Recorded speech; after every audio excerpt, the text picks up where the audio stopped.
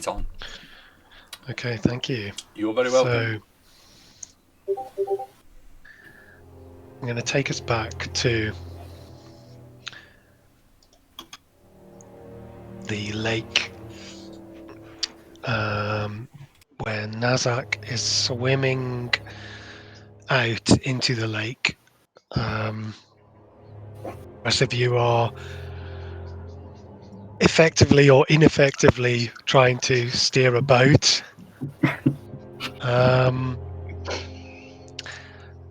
Something I missed, something I didn't pick up on last session, which I only picked up on the listen through again, is that Sylleth summoned Kira at one point, but I didn't catch what happened to her.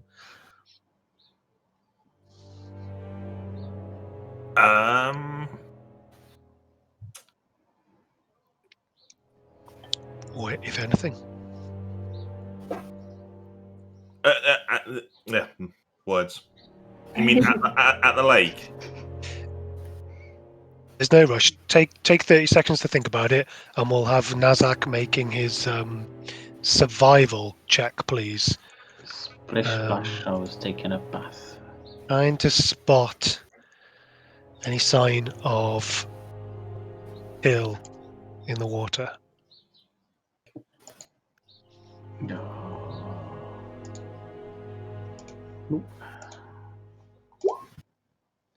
9.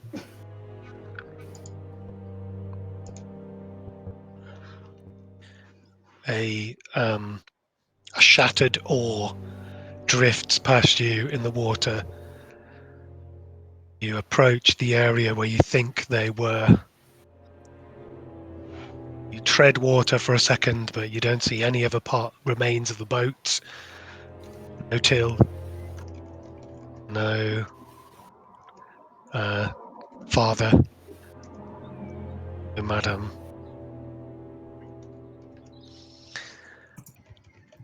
The sun is getting further up into the sky now and shining down a bright light from one direction. It's very difficult to see anything. I've remembered what I was going to do. Okay. Once we all got in the boat and started rowing out, my intention was to have Kira fly off ahead of us, and I was going to go into her eyes and kind of look ahead as the boat moves, because she can probably move faster than we can, and get an idea of what's going on down there. Okay. Make a perception test for... Well, how far does an owl fly? Flight speed is 60, yeah. And while I'm within... It's 100 feet, isn't it? 100 feet you can stay in. 100 feet for you having the mental in beyond that. It's on its own, but still an intelligent creature. But, if I send her out, 80, 90 feet and have a look through her eyes, I get a better look than I can see from where I am currently, so... Absolutely. Go for it. What I'm going to do is, because they're quite far away, I'm going to give you disadvantage to the perception test. Okay. You only get advantage with the owl for sight or hearing, though. I do, yeah, so it'll just be a straight roll then. If that's... Okay. Because as Dan right says, I normally have advantage, but... Just an 8. Just an 8. Okay. So Kira flies up within reach for you to keep in telepathic contact, but through her eyes you're unable to see Till. I'm keeping her about 80 or so feet away from us, so that I'm still within my 100 feet of, telepathic control, but I'm seeing much further ahead, so I'm about 80 feet or so. Okay. There's no sign of Till.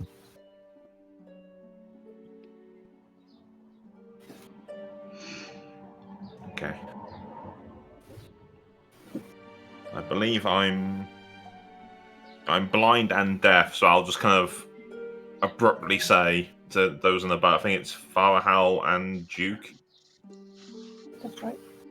Can't see Till. Can't see how to use these oars. Right. I'm going to try and shift over in the boat to take one of the oars with Duke, and water will probably slosh in through the side. Steady on!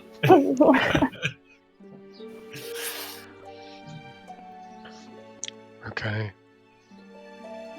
So you rock the boat back and forward, but it's so close to shore, you're not in that much peril. There are still a few people standing on the side of the lake, in fact, so they'll be looking at you quizzically. That's Lisu and her entourage. Nazzak, what are you going to do? Seeing I can't see anything on the surface, and he doesn't really understand what this magic does that Sylleth cast on us. Going to take a deep breath, plunge their head under the water, dive down just a little bit until he starts feeling the strain on his lungs, and come back up, see if you can see anything under the water. I don't think there would be a strain on your lungs. Yeah, but so Nazzak doesn't really understand the whole magic side of things. He knows that magic can do damage and help people. Water breathing, Okay. what's that? So in his head, he's doing exactly He's what he holding his normally breath. do. He holds his breath, takes a deep breath, dives, holding his Okay. breath, and when his lungs start feeling they're going to burn, he'll come back up to the surface. As you plunge under the water, you see the shimmering scales of one of these giant koi carp as it swooshes past you in the water. You think it must be going at quite a clip, but in the moment it feels so slow just because of the giant size of it. You see no sign of Till, no sign of anyone else.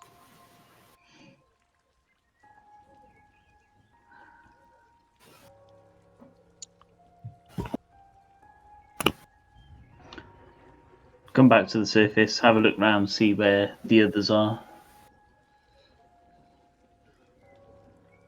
And then kind of in a zigzag pattern start swimming back, see if I've passed them or not gone wide enough in my... I just went straight out, but coming back, kind of do a zigzag pattern to try and see if I can see anything else and do a bit of a circle before I do and then come back. Okay. Give me another survival test, please.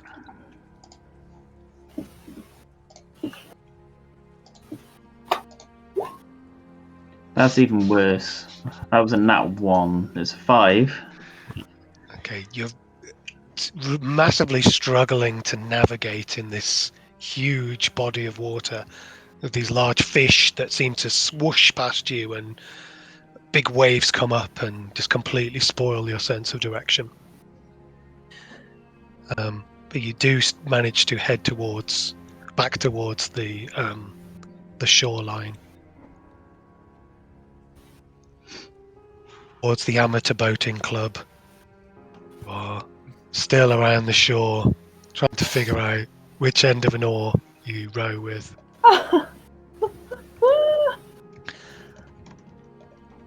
And it's at this moment that you hear the large bell rings out.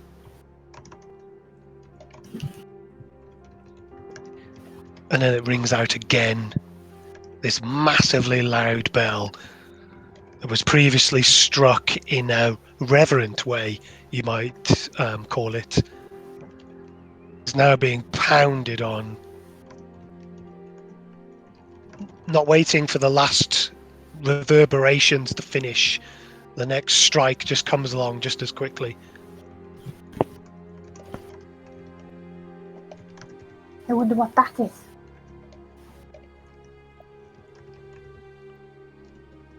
I'll shout back towards the few people that are still on the shore. I'll shout back, what's going on?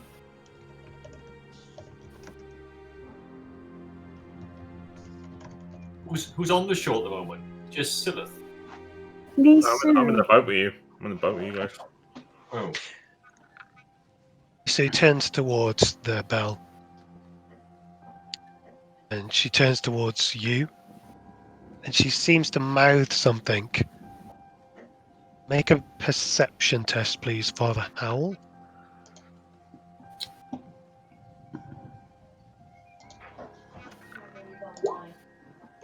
Nine, because you know, +7's useless if you're Harriet. Yeah, 9.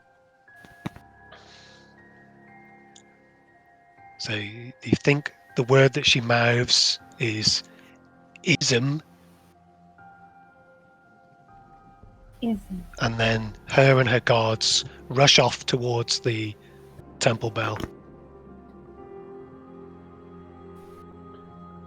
I have no idea what she said to me. I'll come back to my senses and ask them. Daddy Bob. What's going on? No. They're ringing the bell. Right. Do we know why? No, I asked, but she mouthed something at me. It was too quick, and then she turned around and she went. Just a moment, and I hope she's still in range. I'll point my finger towards. It's Leanne, isn't it? Leanne, you? Lisu, sorry. And I'll cast message to. I'll cast message to her if she's still in 120 feet. What is going on? Why is her bell being rung? What should we do? Sorry about that. I only heard John's message to Lisu. I didn't catch anything before then. That's probably all that's happened to you, actually. We've sort of just had a conversation saying what's going on. Don't know. Least you mouth something, and then Sylleth is trying to message her. So then, answering the message back to Sylleth, Lisu says, "It's him. It's him. He's ringing the bell." And that's a telepathic message, isn't it? So it's not going to be interfered by the loud gonging of the bell. It's a whisper back, but you can hear it, I think. Yeah. She says it's him. He's ringing the bell on the gong. Who's him? Teal? Oh, As I'm just like pulling myself up on the boat. Where did you come from? Why are you guys still here? did you swim all the way out there and back again? We've moved about 10 foot. If that, let's be honest. Could you drag us back in, please, Nazzak? Okay. And is there a rope attached to the boat? Are we still We probably haven't taken it off, to be honest with you. Yeah, that's I'll hook the rope around my chest and I'll just slowly start pulling them back to the shoreline. Okay, yeah, no problem.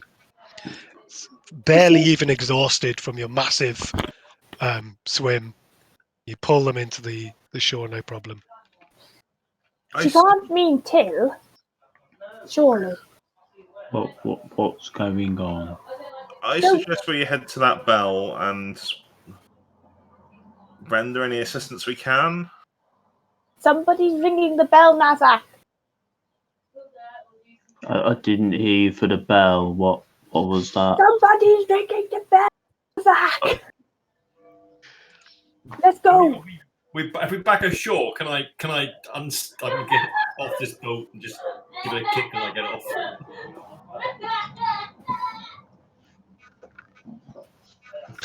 Is everyone all right? Yeah. Excuse children in the background. That's okay. All right. Let's make for the bell the best if we can find our way to it. Start heading that direction. You can definitely find your way to it, no problem. Go that way then. Okay. You start walking up, back towards the castle, and to the path that leads down back to the village that you walked up. And on the edge of the path stands this huge bell. The big wooden pole on ropes is being smashed against this bell ridiculously hard. Ooh. You went there. Praise Imogen. Is there a path which leads up to the bell, or is it just a rock face? There's many paths, yeah, going up to the bell. I'll just start walking up the closest one. And I'll follow after Nazzak. Probably a few paces behind, as always. Yeah, I'll start walking up full pelt at that point. Trying to keep up. Yes, we'll try and follow the best we can. Okay, so you notice there's a large group standing around the bell, including Lusu and her guards. A couple of the guards have bloodied noses, and their eyes are rapidly blackening, and they are standing around Till the dwarf, who is ringing the bell and shouting. It's difficult to make out what he's shouting over the sound of the bell. Did you say have bleeding noses and okay? And I thought you meant their eyes were blackening, but I see what you mean. Black eyes, not like they're being possessed by a demon, which is what came to mind. I see what you mean. Yeah, sorry, no. It looks as though someone's been punching them out. Yeah, Possibly Till one-handed. fought his way. You think Till is ringing the bell? Yes. Does he look himself, or is he like just possessed, ringing this hammer and this bell? Or Make a perception test.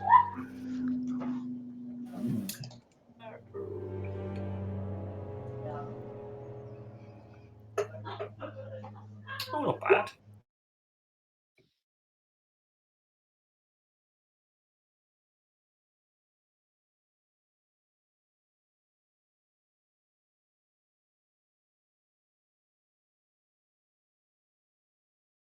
A dirty 20.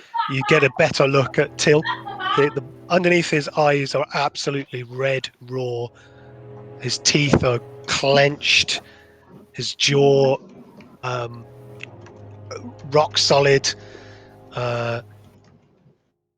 Looks like a man possessed, but only in the grips of emotion, you would probably guess. I don't think Till's quite himself. Someone needs to go and get him away from that bell. Nazzak. I'll say, looking at Nazzak.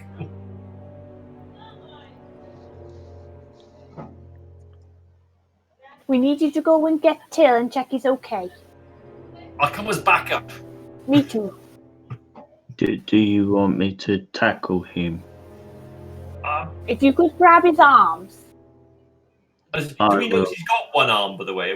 When we noticed for the first time he's only got one arm? Or... You would have. This is probably the first time you've noticed it. Oh my god, has he lost an arm? Oh my But god. around there is just gone. He has healed him. He has healed it, so it is no longer bleeding. But he is ringing this bell one-handed, and in between the rings, you can just make out some words around "come back, back." Shouting at his horse. His voice sounds hoarse. I will go rugby tackling. All right. We pre-rolled his rolls this afternoon. What type of roll do you like? Well, athletics test, please.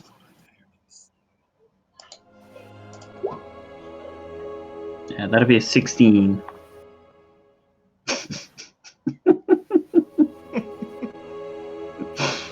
I see a butterfly.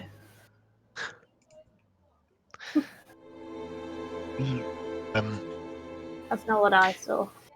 You try to grab him, to rugby tackle him, in fact, and charge towards him at the last minute. One-handed, he slaps you out of the way.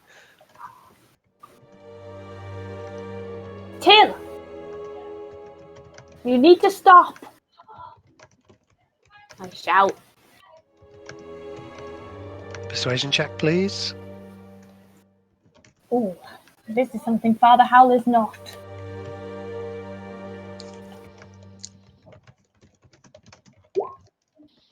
That's a 7 with a -1 this time.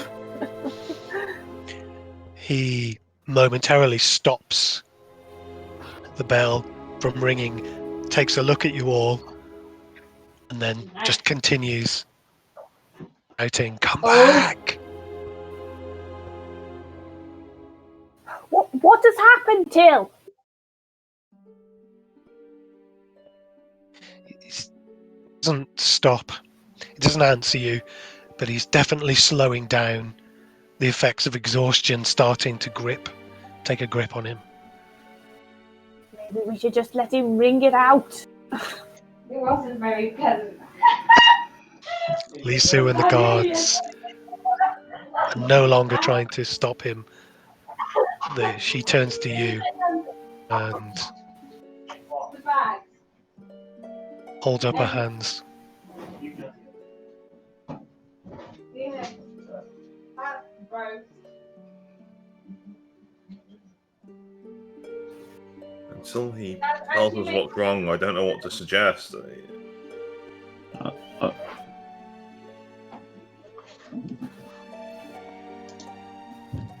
He looks more and more tired as this bell rings, and the rings themselves become further apart as he slows down, and the strikes become fewer and fewer, and wilder and wilder. I'm gonna when he starts slowing down, I'll go over and I'll just grab the gong that he's using. I'll just grab that to stop it from moving. It's a large rope. Yep. So grab the rope. Okay. Can athletics test for me? 17.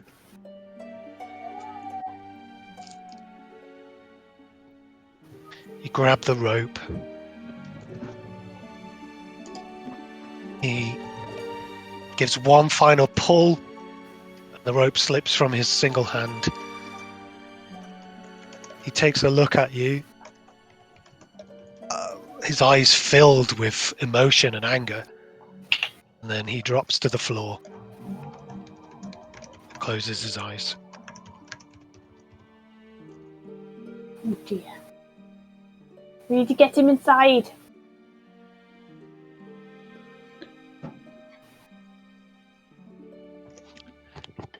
I'll run over. You soon.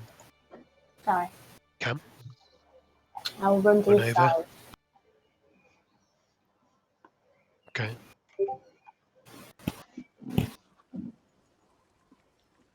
Lisu steps forward. Shall I have my men carry him to your quarters? I think that would be best. Yeah. I'll carry him. Oh, yes, it's all right. Nazzak will do it. He doesn't look injured, just exhausted. I presume that being right. Just from a casual glance, you can tell he is definitely exhausted. What on earth happened, Lisu? This is your land. This is, your home territory. What happened? You must know more than we do, surely. I have never seen my father so angry. Normally he is benevolent and aloof.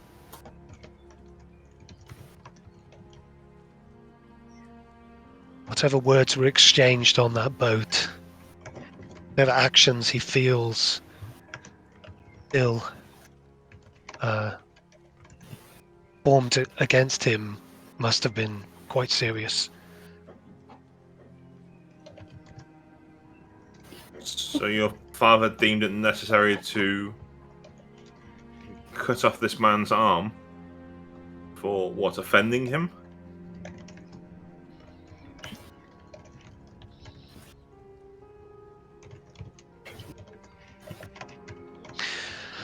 I cannot say what was in my father's mind.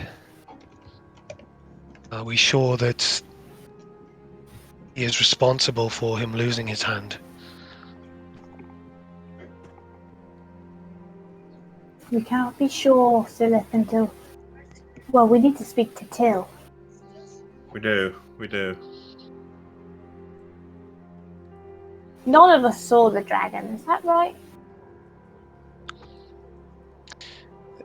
What you saw was difficult to describe because of the light of the sun rising up above the lake, but there was definitely the shape of a serpent or wingless dragon flying through the sky around as it came out of the water. Oh, so we definitely did see some big old dragon thing. Right.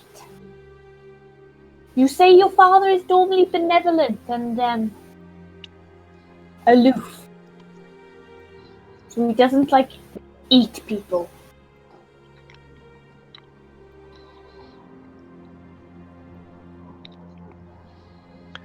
It has been many years since I last saw my father.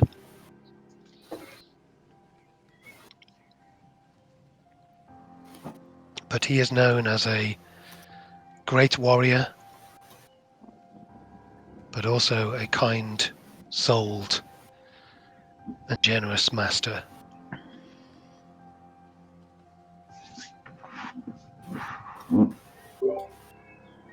Is Till what now? Just slumped against the... Just Bank. unconscious on the floor underneath the bell. You scoop him up, Nazzak. I'm in the process of just like making him a bit lighter, like taking his equipment so it's not going to dig into me. I don't think he's got any equipment. Oh, do we know Oh, how no, that's much? not true. What changed before coming out? Do we know how much Till weighs?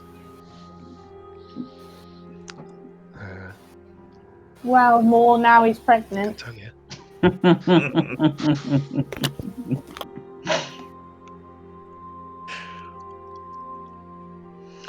Well, he's a dwarf, so it's in all likelihood that I'm going to be encumbered as I carry him.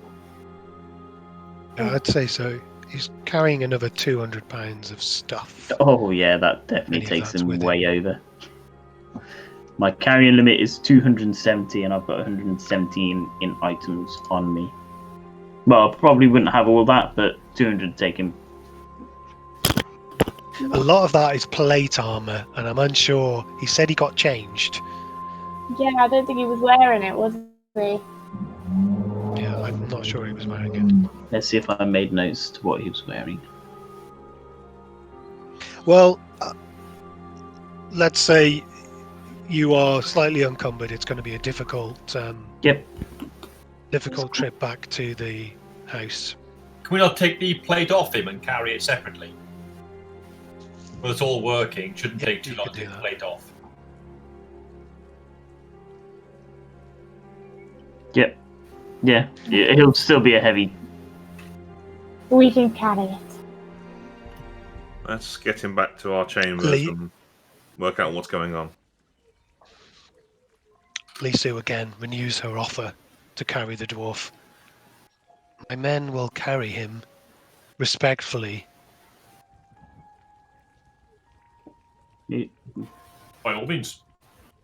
It's okay. He's one of us. Of course, we understand. Then they There's more of part them, Nazzak. out of the way. There's more of them. They can maybe not drop him. And I'll just slowly start walking as best as I can, very slowly and very carefully, with this dwarf in my arms. We'll just go back at, Nazzak's encumbered pace. We'll just But Nazzak take the lead and let him dictate the pace. Everyone happy to follow them? Yep. Cool. Okay, so Till, you got back to the shore, you rang the bell, you screamed out, Till falling unconscious. Friends have picked you up and carried you back to the castle. Xander, can you describe the room to the rest of the group? One disaster to the other. Do I have to? Oh, please do. Tell us what's changed or what's happened since they've been away. We cleaned up. All right. Well, for one, it is significantly messier. Two, there is a dead corpse in the room. Classic. Three, at least within the main chambers, no one else is there. Just you. No, Blood orgy. just the corpse. Oh, no one. Okay. Just within this main chamber, yeah, there is just this. So I'll open the door ahead of Nazzak, so that Nazzak can stumble in with Till and pop him down on a bed. See the corpse. Oh my god. I didn't like him anyway. In the name of Imogen.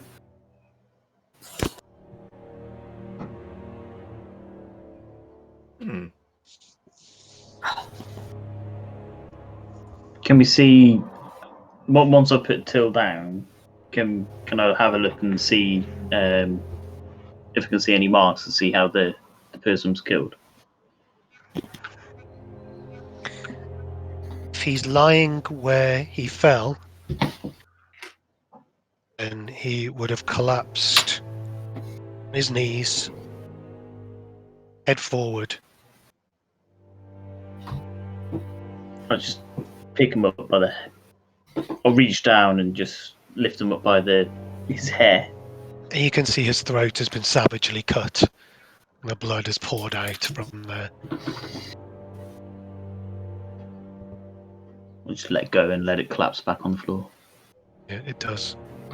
I'm gonna go rifle through his pockets. See what he's got on him. There's always one. Always. I'm going to be tending to Till in a bit of a fluster after seeing that. I'll get some fresh water on a cloth and dab Till's head. Like, make sure that his chest is exposed so it's not too hot. Okay.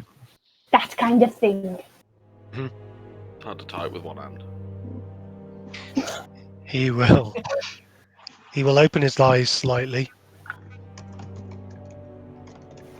A small amount of water could probably be made conscious, although suffering from one level of exhaustion. Don't worry now, Till. You're in safe hands. Probably, It's not what you want to hear from Father Howl. I'll probably just crawl up into a ball. A bit even smaller dwarf. What happened to you? You won't get an answer. Maybe we should leave it for a little bit, Duke.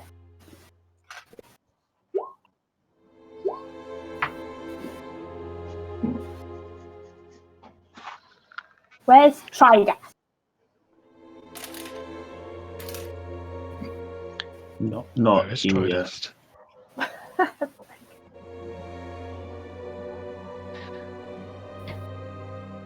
Is he perhaps in the bath?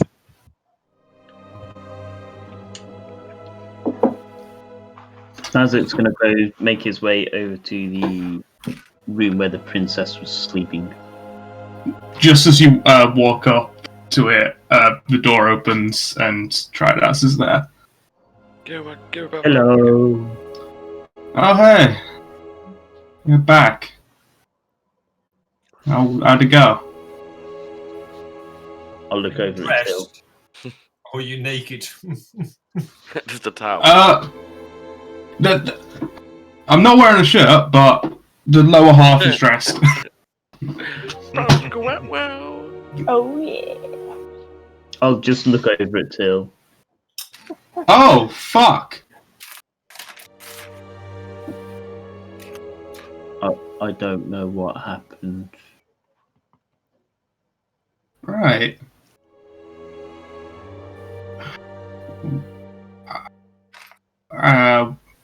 Is he alive at least? Okay, that's good. That's a good start. So no one knows what happened to him. I think he knows. Yeah, well, yeah, it's a good point, Nazzak. You guys would have seen from the distance what What No, I happened Oh, did you to not? Mordecai? Oh yeah, I forgot about him. Well, I mean, unlike Till, he is dead. That's a start as well. But he was a terrible person, in all fairness.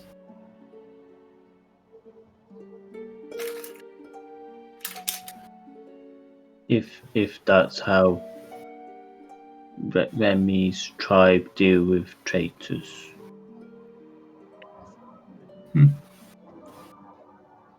As agreed.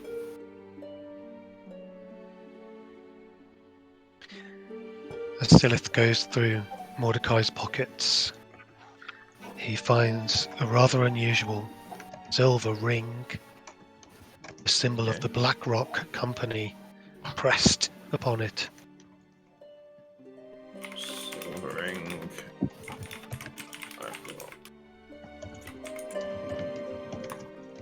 And does it feel like just a regular ring? Doesn't feel magical at all. It just feels Doesn't feel magical, no. just interesting. Okay. And some coinage, unusual coinage that it's got a hole in the middle, and all of these coins have been pushed onto string to make them easier to carry. You think there must be more than 600 of these gold coins here. If you take the time to count them, there'll be around 623. and a half. Just a half. I'll pocket the lot basically. I'll just I'm searching for those. Go, that looks interesting. I'll have that. Sleight of hand check at disadvantage to pocket 600 gold coins without anyone seeing, Is please. anyone looking? I'm not trying to do it subtly. I'm just quite blatantly going through his pockets and taking what's there. Fine. Okay. If no one interrupts me or anything like that, I'm just blatantly going through and just taking what's there. I'd like to say that Father Howl has purposely got his back to the rest of the group now and is tending to Till. Nazzak doesn't really know how to handle money anyway, so.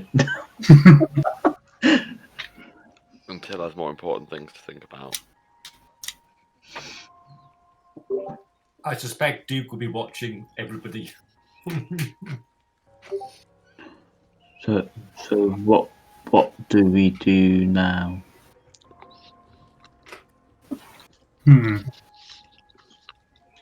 Well, is Till up for telling us what happened?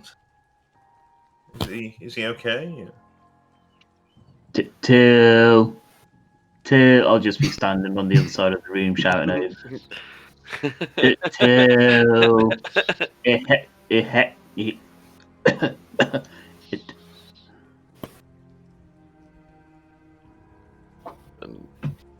Till will probably roll over and give you a bit of an angry eye through tears. Hello.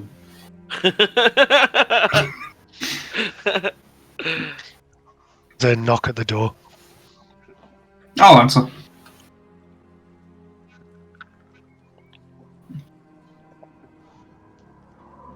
I'll turn and face It's the door. Lisu. Oh. She Hello. seems very shocked at your nudity, half nudity. Lifts up a fan to cover her smile. Sorry, And can we help you? I would like to extend my condolences for the injury of your friend. I would like to remind you that the negotiations will begin soon. We have been unable to find the Princess Remy. You know where she is? Yeah, I will notify of your message. Thank you. And Did you say there was somewhere where we should visit first? A temple? if you wish to pay your respects at the shrine, I will need to be brief, for the negotiations will begin very soon. Yes, please. You may want to do that now. I'll help the princess get ready.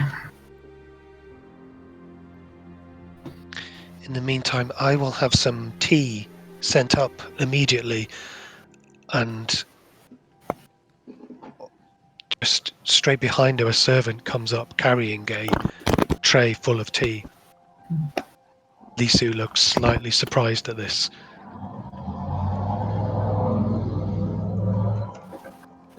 I was just about to order you some, but it appears somebody has beat me to it. I'll take the tray off the servant. Okay. Yeah. I think Till wishes to be left alone for the time being. Hope you understand that. Of course. Does Of course. the servant look like suspicious or shifty at all? Like they're trying too hard to blend in.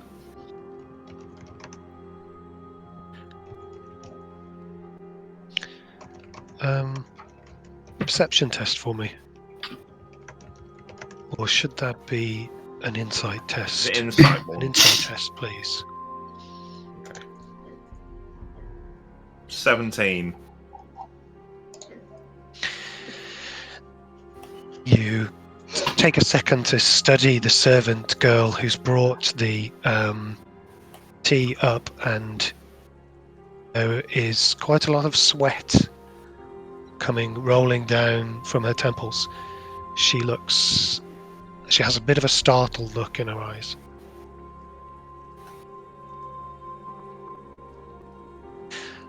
Lisu bows.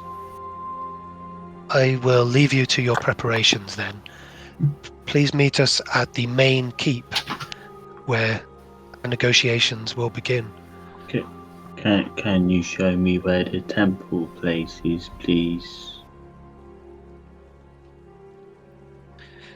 I will ask Melissa if she will show you to the shrine. Thank you.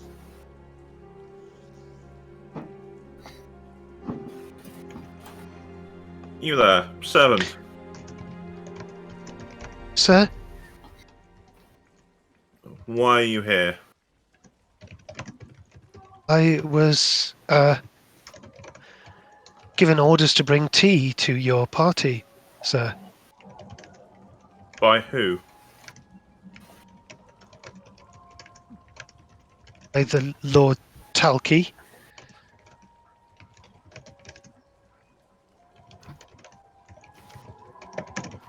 Right. Everything okay, sir? Did I put enough biscuits on your plate? she says as she No. looks at Father Howl. Says Father Howl You- angrily you from the back of the seem room. No. Very nervous.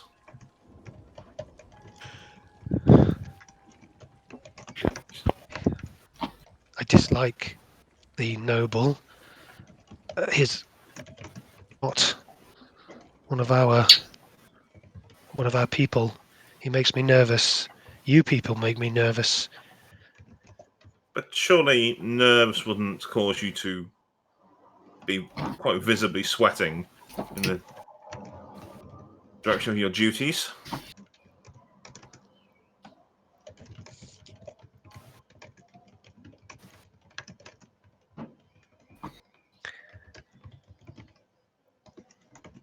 She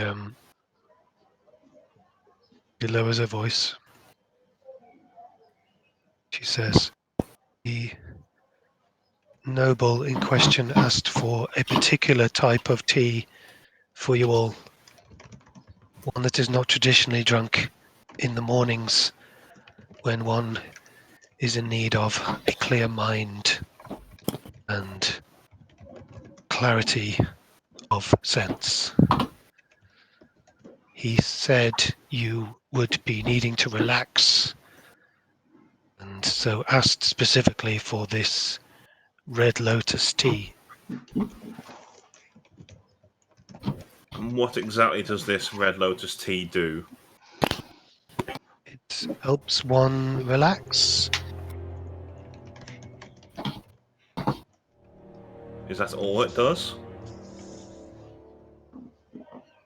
What are you implying? You seem nervous. Drink a cup for us. I have more work to do this evening. I insist. Make an intimidation check, please. Oh, that's not going to be good for John. Talk anymore. That's a 1! I'm this. Sophie. I have other businesses to attend to, other duties. If you'll please excuse me. And she curtsies. Are you Melissa? Melissa? No, you may remember Melissa as the one who joined you for the evening meal.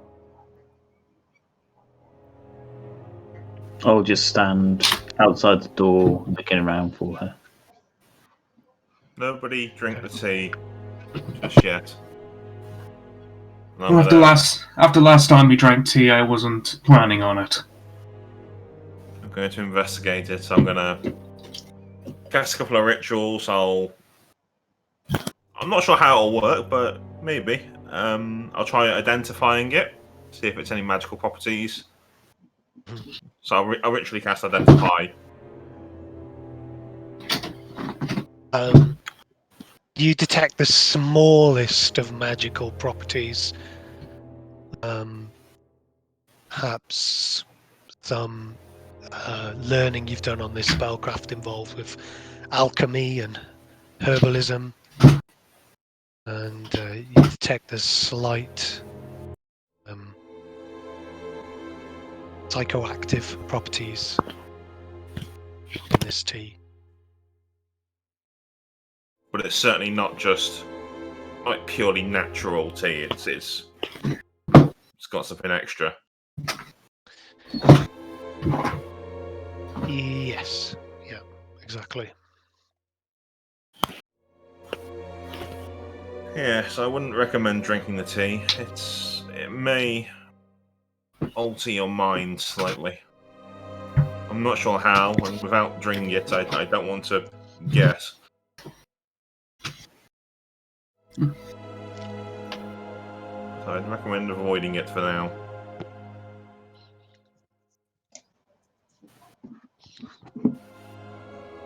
Princess Remy appears out of the room Tridast came out of. She's dressed in the clothes that she wore last night, including all of the tears that were caused from fight that ensued, and what feels like a few more tears. One of the buttons appears to have popped off. And she's generally looking a bit dishevelled. But she's glowing. Bit of a spring in a step, eh? Good morning. I'm pleased to see you all again. Princess, perfect timing. They are awaiting the appearance for the negotiations. Yes, of course. I shall dress, and we shall go. First, I feel we should take a minute to discuss some strategy.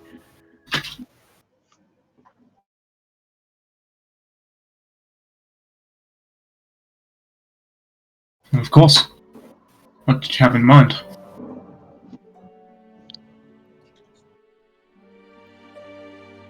There will be many nobles at the negotiation, the ones we met last night. You pick up on any way we could support ourselves in any sort of supporting statements before we go into our negotiation.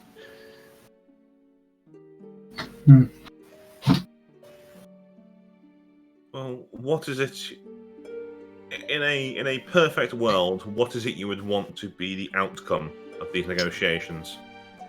What would be your desired goal? That the prospectors would not be granted any land or any access to the Ossen territory. They would withdraw immediately and permanently end all hostilities. However, I feel that is blue sky thinking. Indeed, and as this is a negotiation, what would be the middle ground? What would you be willing to accept? Because they're not going to give you everything you want, but you must have to have something you can accept.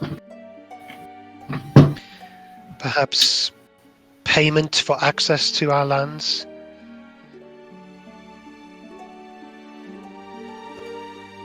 And of course, no hostilities, just, a trade agreement. Recompense and reparations for the damages and loss of life that have been taken against my people.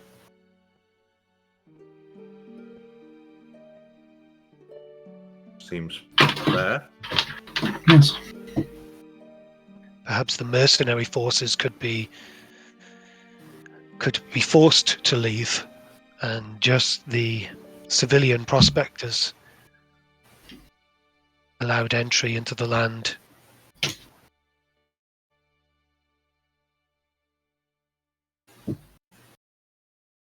Perhaps you could, to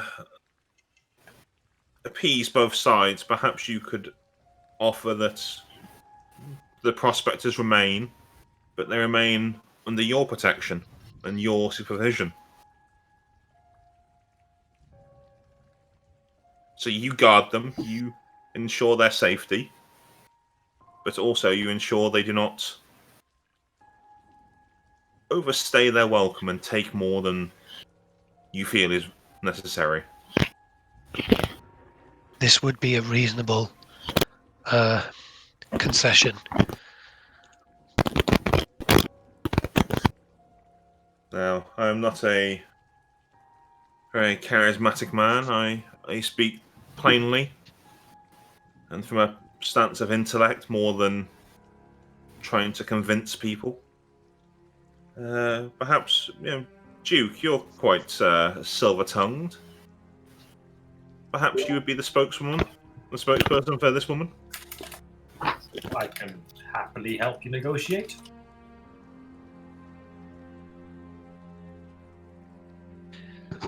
I feel better knowing that I have your support.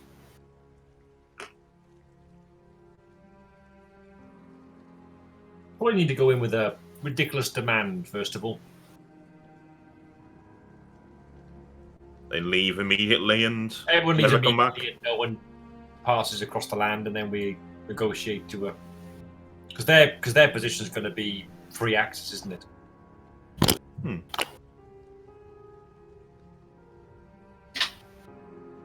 How long have you had these lands, Princess?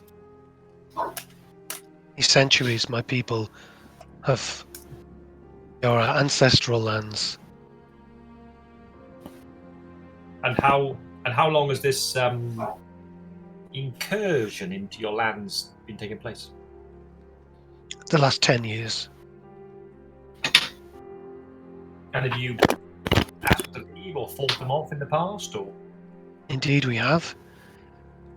but still they come? It started in small waves, and then the mercenary company came, and it became much, much worse. How long have they been there for then? Just Last recently? 2 years. This is the Black Rock Company. She spits as you say their name. She spits at the body of Mordecai.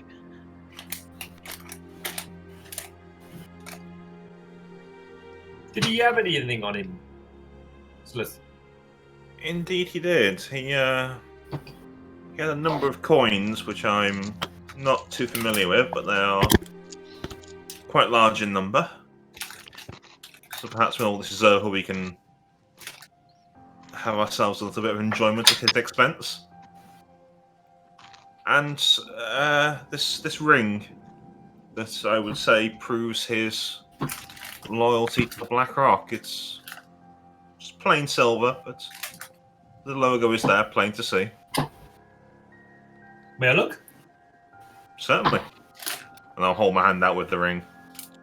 And I'll pluck it up and just give it a sort of cursory inspection and see if there's anything odd about it or any other purpose. Is the mark on the inside of the ring or the outside of the ring? It's on the inside. It's on the outside of the ring. So on the bit that you would put on your finger, it sort of faces It's out. like a gold ring with like a black stone or something there with a symbol on, is it? Yeah, it's not a black stone. No, it's all one piece of silver ring. Okay. I'll just examine it closely. Okay, give me an examine it closely roll, please. Investigation. Or Yeah, probably. perception, or Probably investigation. Okay, I'll have investigation. It's definitely going to be intelligence, I think, isn't it? I've got a +2 in, and I think that's +2 anyway, so 16. Okay.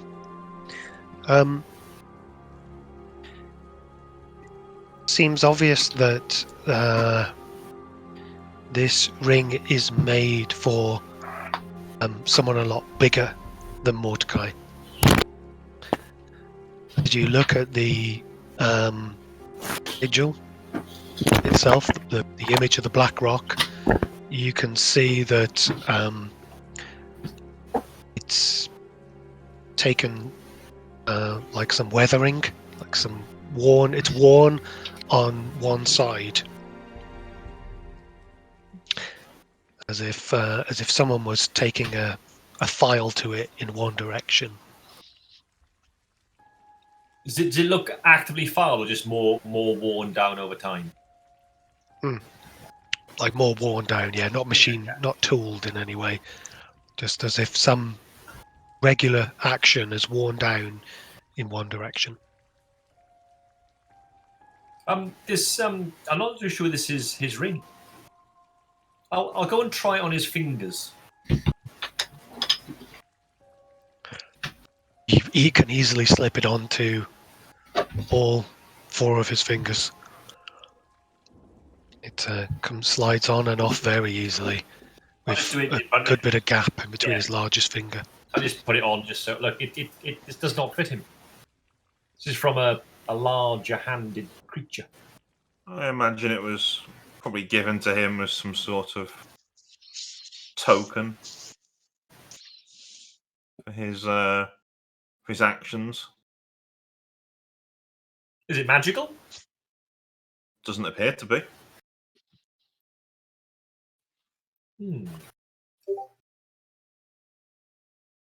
Perhaps we could keep an eye out, see if anybody else is wearing such a ring. Indeed. Actually, Tridast on that, or Nazzak. Actually, does it fit you? This ring. Nazzak's hopefully headed to the shrine. Oh, sorry, I missed that. Sorry. It's just Tridast. Is Tridast still in the room? Yep. Tridast, does this fit on your fingers? Is it shaped? Is it sized for someone of your build? I'll sort of throw it over to you.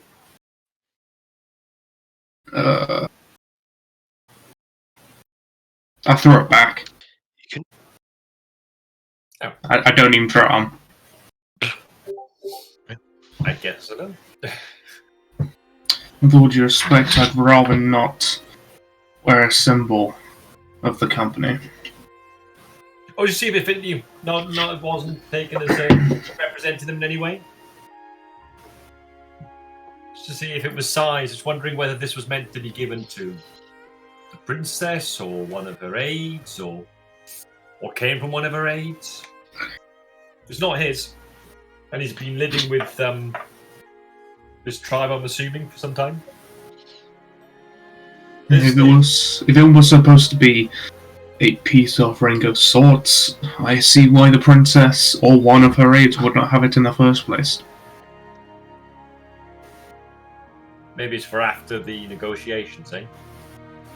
But it seems worn on one side, as if it's been used or worn by somebody, but something has scraped away the edge.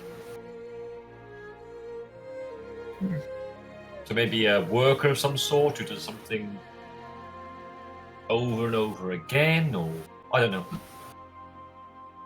It's a curiosity. Indeed. So Mind Nazzak, if I hold on to it for now? Sylleth? Of course, if it means nothing to me, it's just a ring.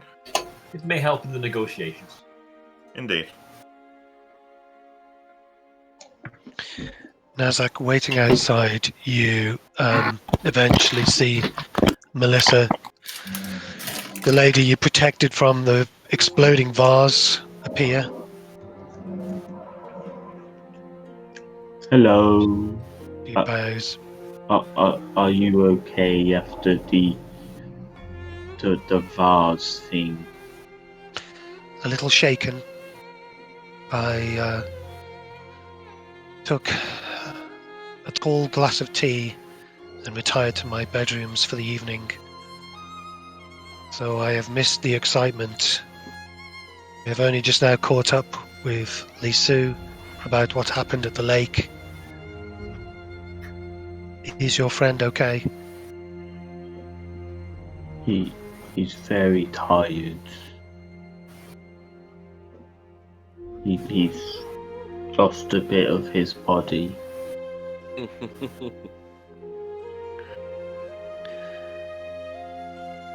I understand you are interested in seeing and perhaps saying a prayer at our shrine. If that's okay, please. Perhaps you should bring your friends. Might do young Till a good service if he was for to a moment of reflection at our shrine. Oh, okay. I'll ask. Pop my head just round the door. Does anybody want to come to the shrine? Say a prayer to.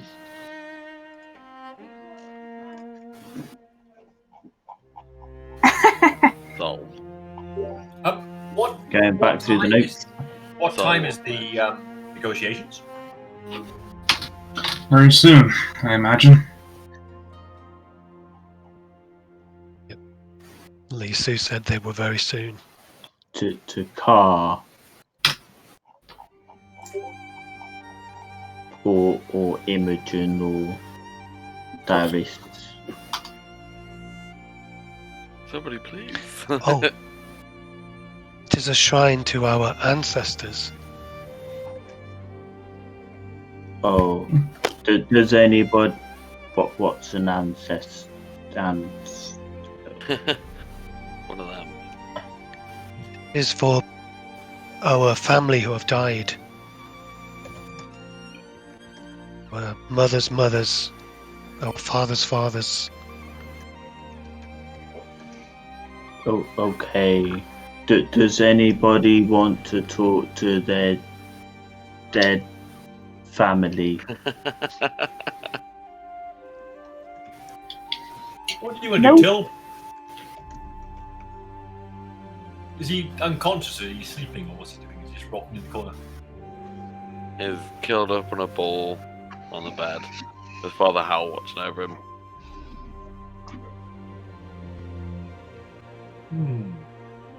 I will say something for them, Melissa.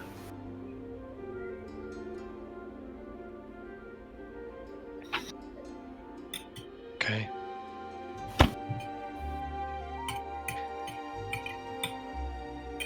Then we shall go.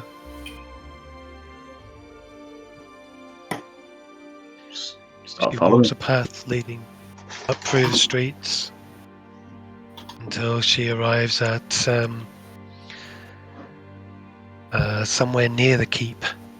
There seems to be a rather special door leads up a steep path towards a new height of the hill. You may remember, you may have a handout called The training first now. Jow Castle. Indeed. So you are on the closest level. She's leading you up a path that is taking you to the top, that top peak. Very exciting. Some altitude training.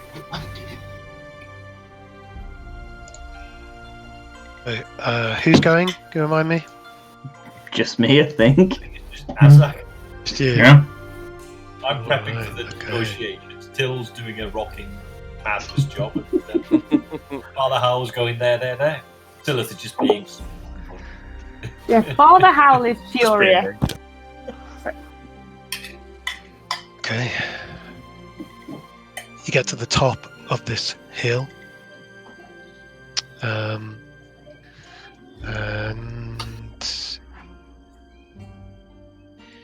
you find a great big cavernous hole before you that leads down to clouds. You're so high up now, there's clouds going into the gap below you.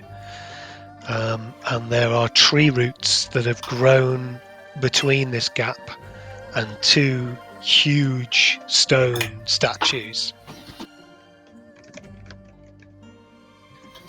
I'll move you on the map.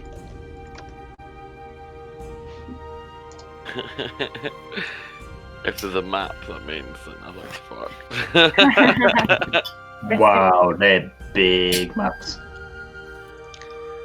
They're big statues. Big Yeah. bird things. They've got big red eyes as well. That's a bit unnerving. Okay, cool. Teleportation Oh, wow. circle as well. You're fucked. Sorry, The- Nazzak. I thought Till was gonna die. Oh god.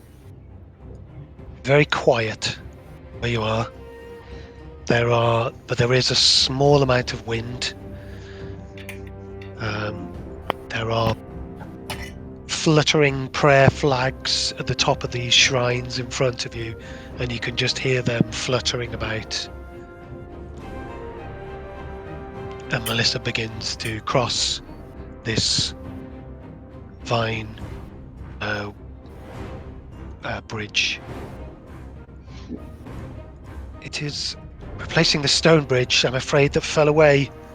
And she steadies herself, holding both hands out as she goes to cross.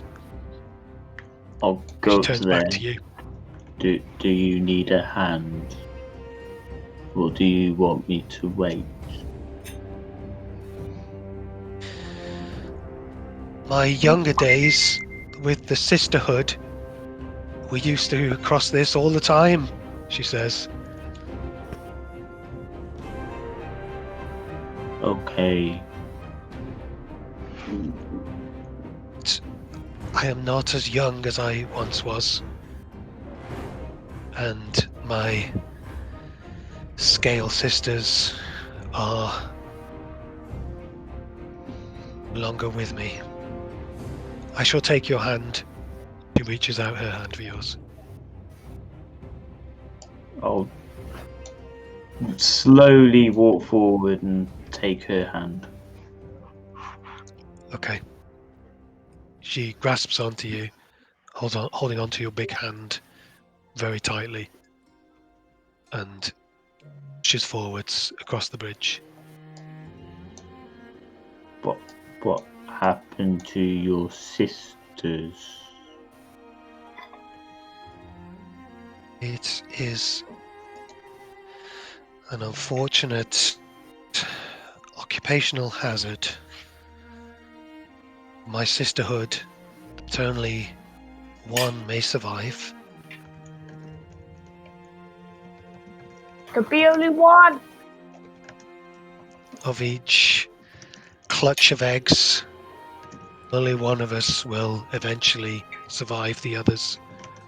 King of the Hill.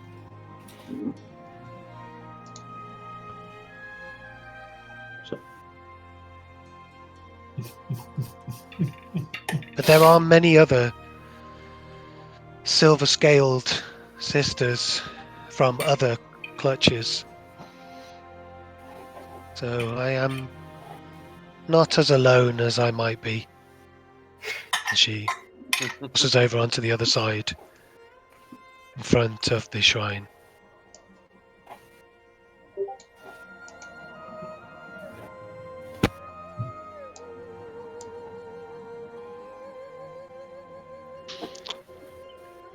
And I'll, as we get closer, my voice will be getting quieter. And this is where you come to talk to them.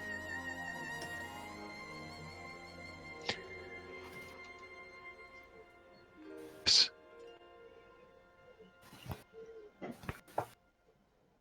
Is there anyone you wish to talk to?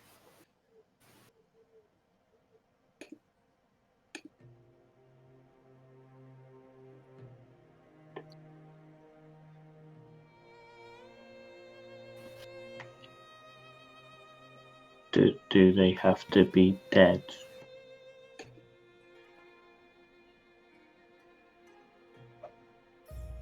Generally. But sometimes I wonder if, in speaking to our ancestors, we gain more by the action of speaking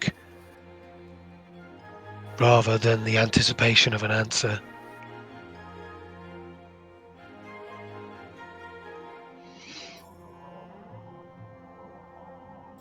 Okay. Before you do, look at the shrine in front of you. See a very strange statuette, stone statuette, of what could be a dragonborn creature with 6 arms. In each hand is an unusual object, and in front of him is a large stone bowl.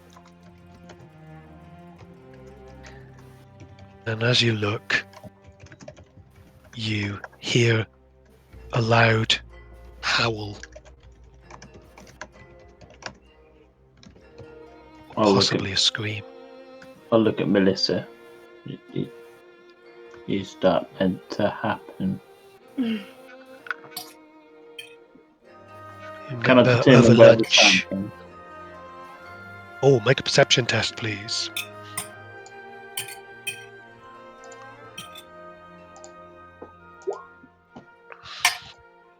$22.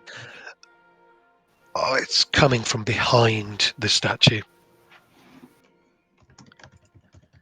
I mentioned over dinner that I felt the spirits of our ancestors were displeased,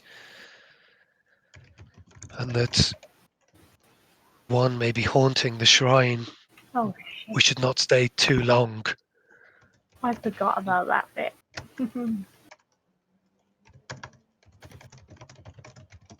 Okay. Perhaps before we leave, we will make an offering.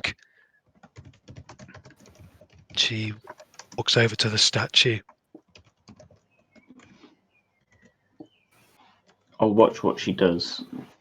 Unsure Okay. of what the customs are and what they do in this area. In a small drawer underneath the bowl, she pulls out some incense sticks that are lit on a candle that appears to be already lit next to the statue. And lighting the incense, she says a short prayer. The bracelet off her arm, drops it into the bowl. She kneels down again to pray.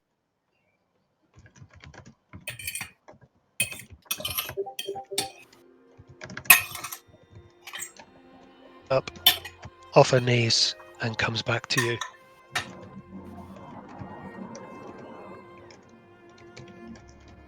Do you wish to make an offering?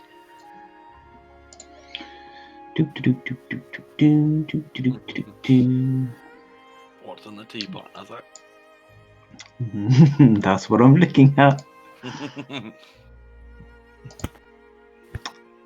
I'm not taking that. Okay. I will go over to the statue, open the same drawer that I saw her do open. I'll take out the same number of incense sticks. Yep. Light them and I'll sniff them as I see the smoke. And how familiar are you with incense sticks? this is probably, apart from when we go into the magic shop, yeah, it just smells. So trying to light them, perhaps like matches. Yep. The thing catches fire for a second, and the strong smell is straight up your nostrils. Holds it at arm's length and puts it where he saw Melissa put it. Okay. You can see carved into the wooden bowl there are letters. It's in a similar language to the ones you've seen all around since you've arrived in this country, but do not think you speak it or read it. It's Draconic. Nope. I'll stand there for a second. Yeah. Hello, Chief. Oh. I'll take a boot, because he has some boots, and drops one into the bowl. Okay. It doesn't hit the bottom of the bowl, it just disappears. It's the solid boot that he's put in there. Then he'll kneel down and kind of like make the same sort of pose as Melissa did. Hello, Chief. Sorry I couldn't stop you from getting killed.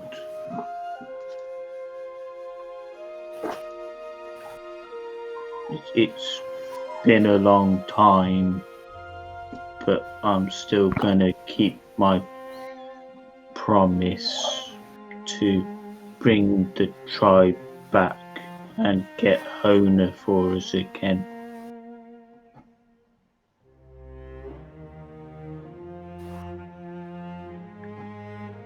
What should I do with this lady half-orc here?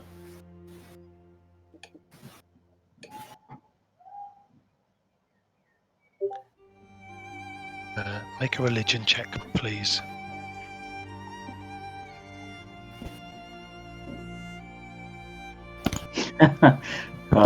His religion's great. 14. You feel a very strong wave of positivity wash over you. A sense of peace for a few seconds. Comes just a fraction of a second, your mind clears of no other thoughts. You feel very relaxed, even in doing this unknown ritual in this unfamiliar place.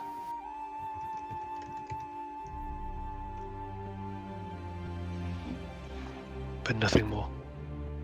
You return to normal. I'll stand back up, look over at the statue again, and then turn around and start heading back towards Melissa. Okay. Another howl. Sounds like a massive strong wind just blowing through something, and yet there's just a touch of animal nature to it.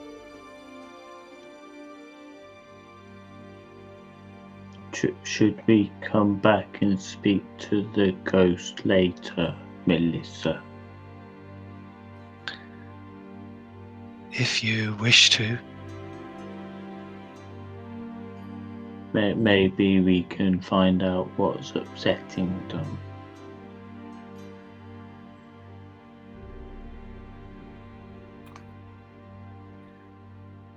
Have you paid respect to any ancestors or family you wish to? I said hello to my chief. I think you have understood our shrine correctly. Thank you. Thank you for showing me and telling me all about Car.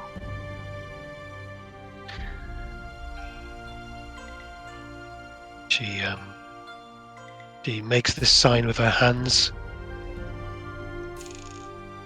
making a sort of circular sign, and bows.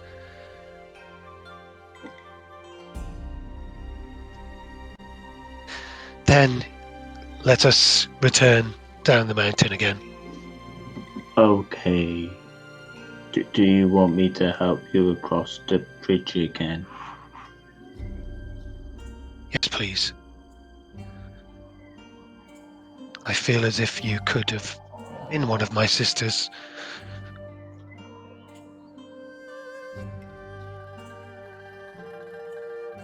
Okay, and as they journey across to the other side of the Vine Bridge, we'll switch back to the residents. And so this Remy is finding some other clothes to change into.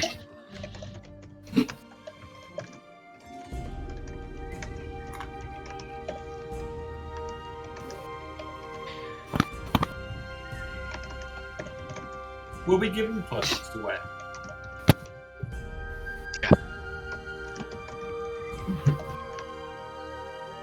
think I'm going to spend some time just getting rid of the lake water and weeds and that off me and tidying stuff up. Okay. There are spare clothes.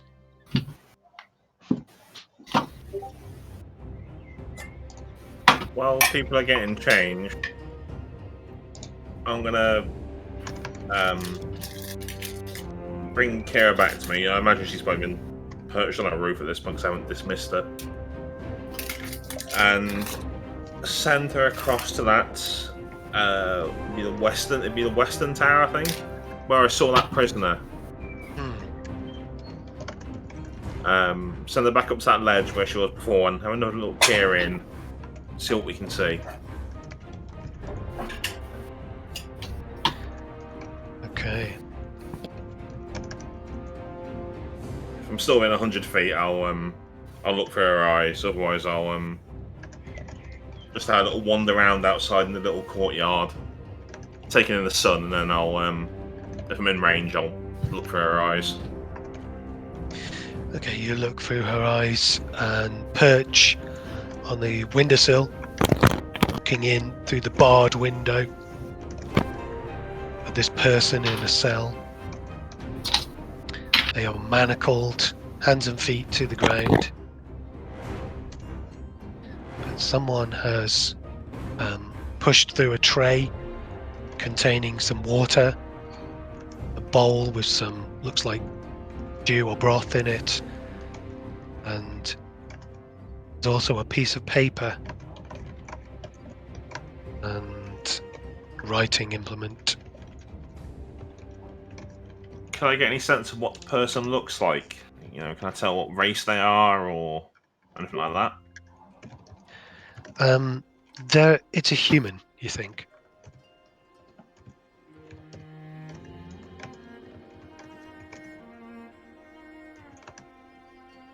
Okay.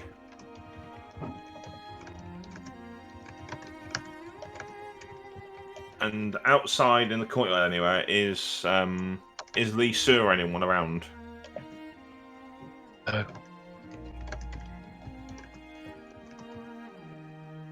Okay.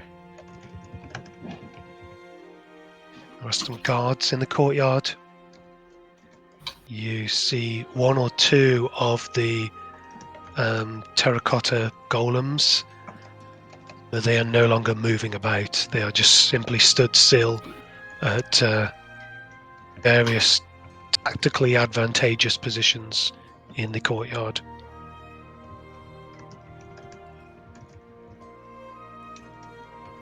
I'll just head back in to where everyone else is getting ready. Okay.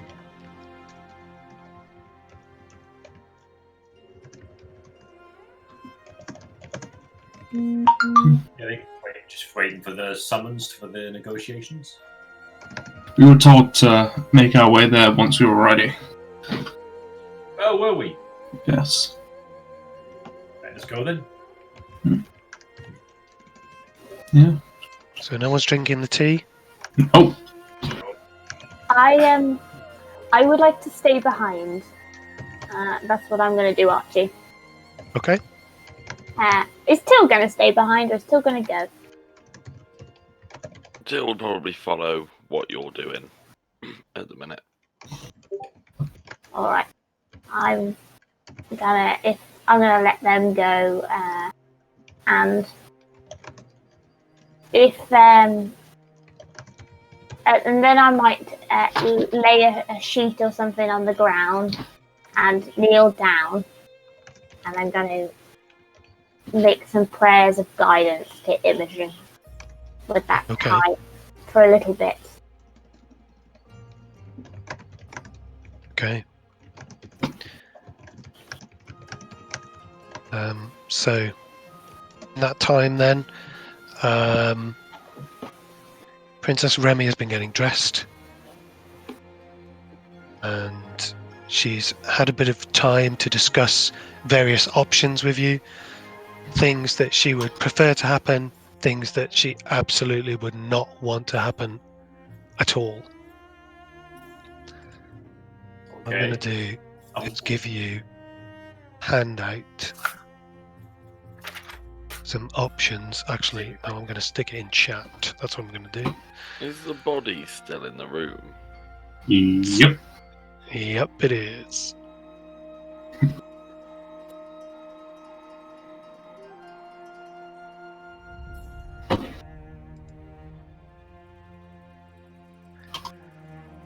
Okay, so inside chat, I've just put a bit of some options there. Princess Remy has discussed she may consider, which she would definitely not want to consider at all. She would take your advice on which concessions or which gains you think you could gain given the amount of respect that you all have generated so far.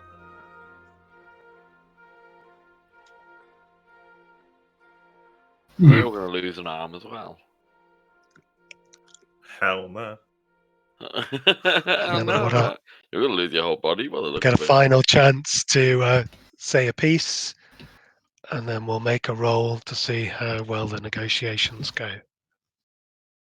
Just reading through the stuff. Sorry. Yeah, no problem. Yeah. Yep, sorry, I should have given to you to this before the shrine. Don't worry. I'm just going to take a comfort break and grab another drink.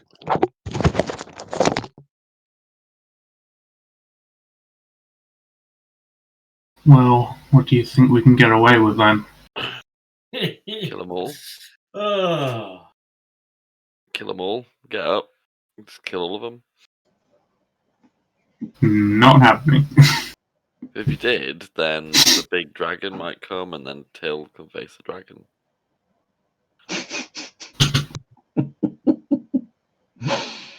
Don't think we're quite high enough level Tilt to even think of that one. I'll solo that dragon. Even a level 20 struggles against an ancient dragon. It's an ancient gold dragon at that. I looked at it. I looked at its stats. I could take it. Well, that was a foolish thing to do. No. Plus, I'm sure Archie is playing a very modified Yeah, no, version. yeah, I know. I was like, how big is this dragon? Like, and I looked at it and I thought, yeah, Bigger than Till. yeah. If it's ancient, then it's just bad news all round. I have a plan. I have a plan to solo it. I could take a dragon on. So I don't know if anyone else is reading this long list. Are we trying to increase, or what's our goal here? Are we trying to get a high DC or a low DC? Well, I'm assuming, for argument's sake, let's say the DC starts at 10. But if we said you're not granted any land, you got to withdraw immediately and end hostilities, that's like a 25 on a DC check.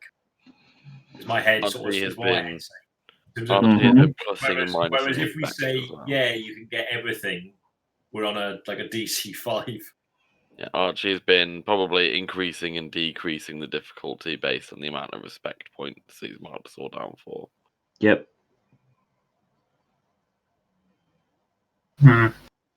I guess what is it we probably don't want to go towards the ends of either of those, do we?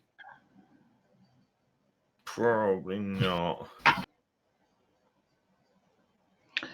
You probably want to go somewhere around the +6 level is what she would be happy with, is what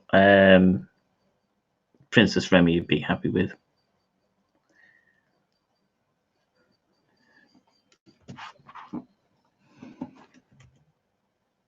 Are these cumulative, Archie? Just trying to think through, because some of them you can almost ask for 2 things, couldn't you? You're on mute, Arch.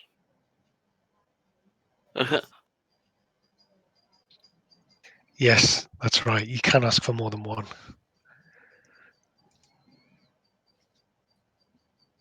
Is there a current ceasefire? Princess Remy, is there currently a ceasefire in place? Are you currently under hostilities? We are.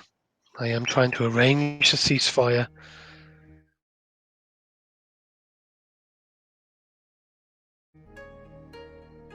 Just a good way to make. How far from this? How far from this land is it? From this city? How far is your land? I travelled for 3 days to arrive at where we found each other.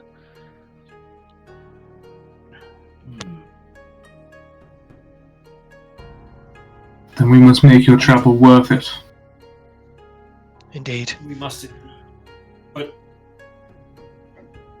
I take it you don't mind a limited amount of activity by these people on your lands? We are sympathetic to the families, of course, but the mercenaries they employed are ruthless cutthroats, and I would rather they left our lands forever.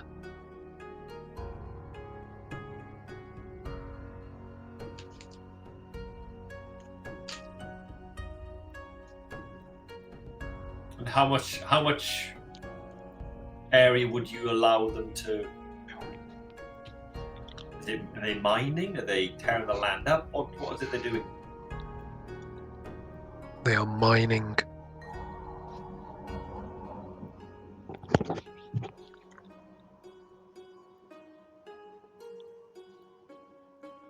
Do you have an area that you're not bothered about, that they are particularly excited about, or there are a lot of them digging at? The ores they are seeking, unfortunately, lie underneath our oldest and holiest ancestral lands.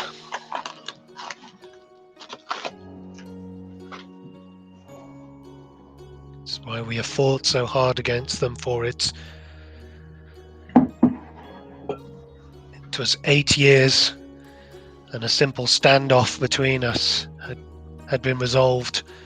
And then this mercenary company, this Black Rock company, and she spits again at Mordecai's corpse.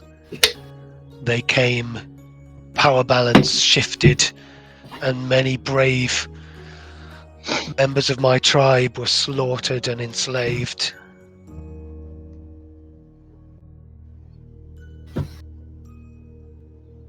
Are they still enslaved now?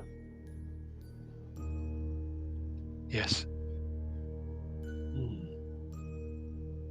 Can only hope they are.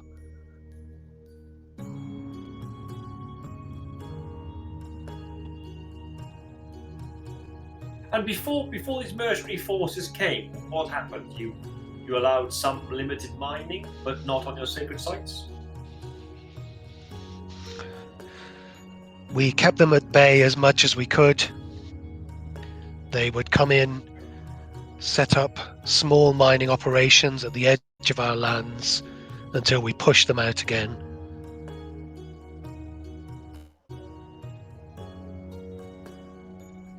But you would be willing to now let them mine, or I'm just not. You're saying you will.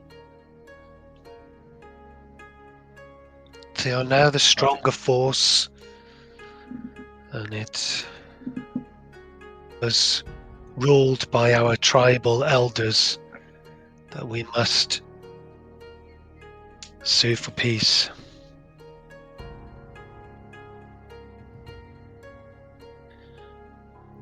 Sorry, John, were you going to say something then?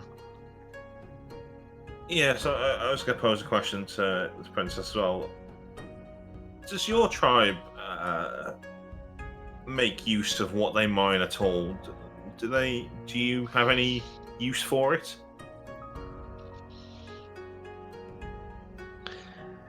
It is a strange ore that they are digging out of the ground. It is of no use to us at all. No use that I can see. Perhaps you could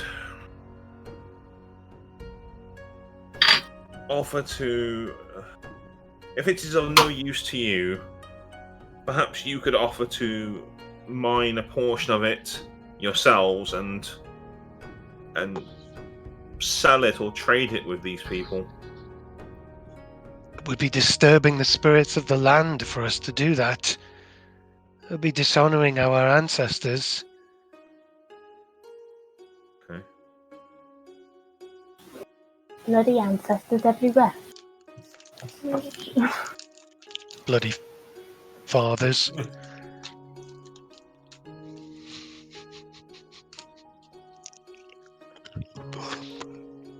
Why, father? I will have my vengeance in this life or the next. How's Till feeling? God. Angry. He needs to see Lisu. That's what he needs to say. See Lisu before we go over, or we make our way over to the negotiation?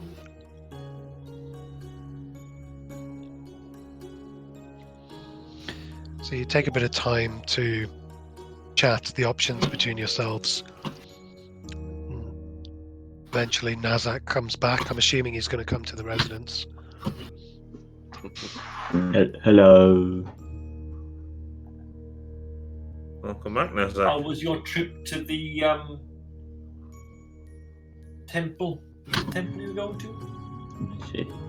It's a shrine to your ancestors. I see. You have to speak to them.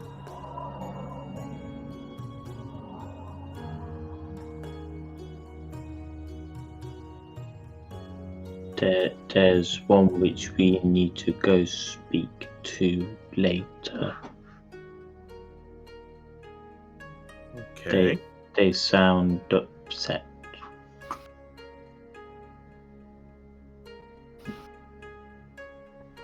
Okay.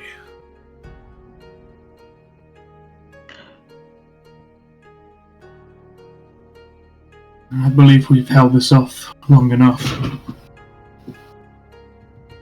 We should Let's go go. and discuss things, see what they want to offer. Okay. The princess walks over to Tridast and holds out her hand. Shall we go? We shall, and I'll take it.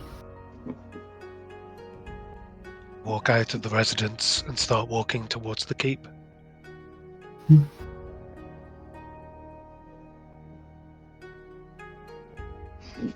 We're gonna go round through that, past that drum again, haven't we?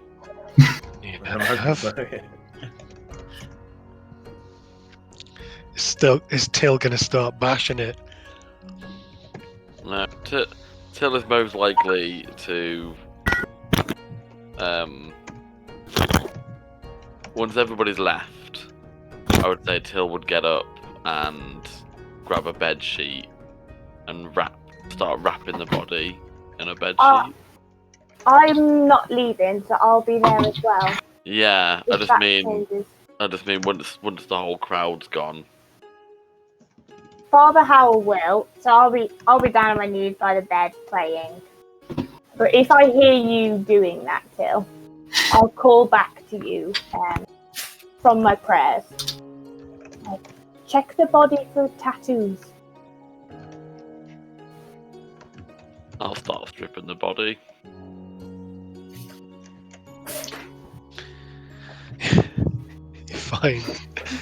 You find many tattoos on his body, not mawkish, a lot resembling the patterns that were on Princess Remy. Make a Specifically, the Black Rock one is the one I meant.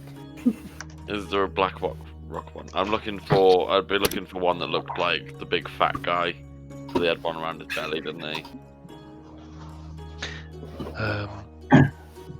He did, that's right. Make an investigation check for me.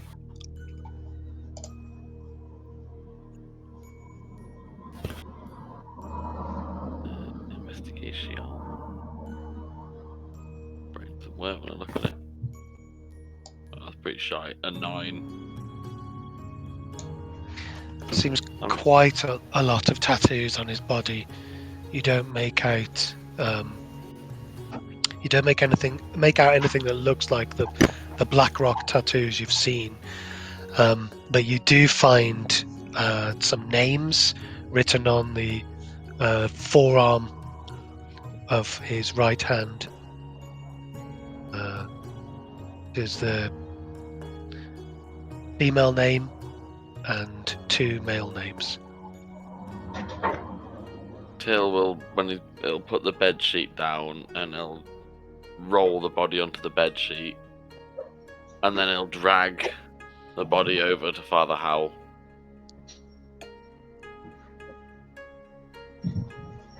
Did you find any? I'll just lift his arm too, yeah.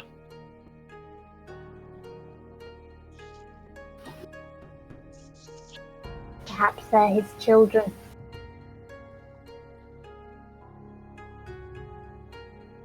Have a look, yeah. I'm trying to make Till more sad. Can I, You since can kill him. Till's done that, I'll have a look over and look at how he was killed as well, because I didn't do that, someone else looked. And he would have rolled him onto his back, because he was facing the floor, wasn't he? So to get him onto the sheet, he'd be on his back. I'll do like a medical examination of him, see if I can work it out. Okay, give me a medicine check, please.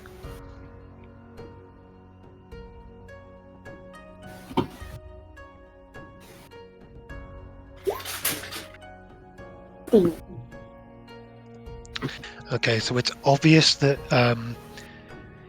his neck was completely slashed, and that was his cause of death of exsanguination. You also see that the fingers on one of his hands, all of the bones appear to have been broken, have healed again. Oh no.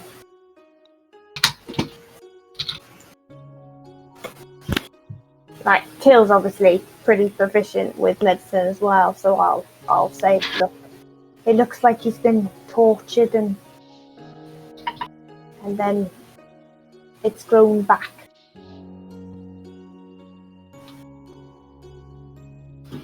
So like somebody's tortured, out of character, like somebody's tortured him and healed him and tortured him and healed him. Or just they've healed naturally, but yeah, punished in one way or Like reptilian. not like that. Not like you. What's going to happen to your arm? It's going to be like Deadpool. Yeah, baby arm. No, like he's been perhaps coerced, is what we suspected. Forced, put under threat. I made Tridast promise me. Does he have any luggage, or did he have any luggage? Yeah, he did. I'm guessing that's in the room that he was staying rather than with us. We'd have to have a look in there. I'm going to make some more prayers till I feel very angry, and I need to reach out. Till is doing the whole clean if you're depressed thing. So Till's basically wrapping the body up, and he's just gonna drag it out of the door and put it outside by the door. And then he's gonna come back, and then he's gonna come back in, and he's gonna start scrubbing all the blood up. Gonna find some cleaning stuff to start cleaning all the blood up. So you've wrapped up Mordecai's body and you've stuck it on the doorstep. Yeah, just like on the doorstep for the bin man to pick up. So I'll be praying, and then he'll be dragging him out, and then suddenly Howl will break from his prayers and be like, "I'm so sorry, Till. I got so lost up in that Mordecai incident. I forgot to ask you what happened." It was deemed unworthy. And you'll kind of hear that drift off into thought. Like, You were deemed unworthy by her father. who turned out to be a giant dragon. Look, Ted, you may have been seen as unworthy on this occasion by this man, but it's only in the eyes of Imogen that one can be truly worthy. And I am sure that you are the most devout of her followers. You took her. Well, it would be the only honourable thing to our God to get her back. If you love her, Till, you will have to get her back. I will find him, and alongside I will find her. I must say, Li Su said that her father is not known for aggression. Considered honourable and benevolent. Did you do anything to provoke him? He told me I was unworthy, and I shouted back that I was. And then he smashed the boat.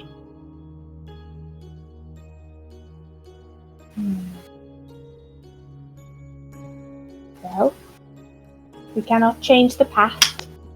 We can only affect the future. We'll get your arm fixed, and then we will find Madame Jia. Scrubbing with one gammy arm on it. Maybe you should come and pray with me, Tim. Gotta clean this up first. That can wait. I have a motto. Cleaning can always wait. But I will not pray to Imogen while there's blood around. Alright then. I will reluctantly get a bowl of water and help Till. Okay, so the dwarf and Father Howl are on their knees, scrubbing away at this blood patch, looking around at the rest of the mess in the room.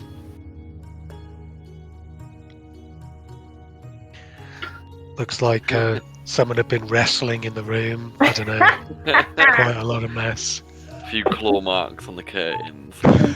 One sweaty handprint on the window. You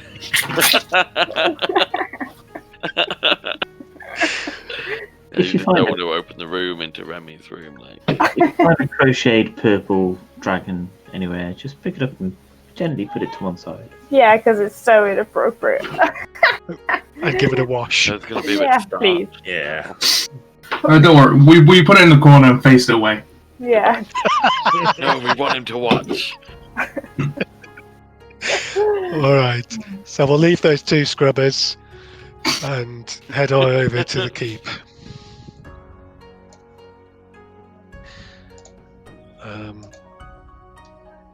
Sat on some tables, one side of the keep. Oh, Oh, why am Princess I? Remy and Tridast have suddenly joined us. Let's go back outside. Well. Do they keep giving Okay, each other yeah. like the eye and then blushing slightly? No comment. Yes. Like the telltale. Praise Imogen! Right. Remy turns to you all as you approach the threshold of the keep. And nods silently and then starts making her way in. Should we do what we did before, where Duke goes and announces you? I think that would be proper. These nobles expect us to be civil. But just in case they don't, and she flashes a bloodied stone dagger from her neckline and then adjusts her clothing.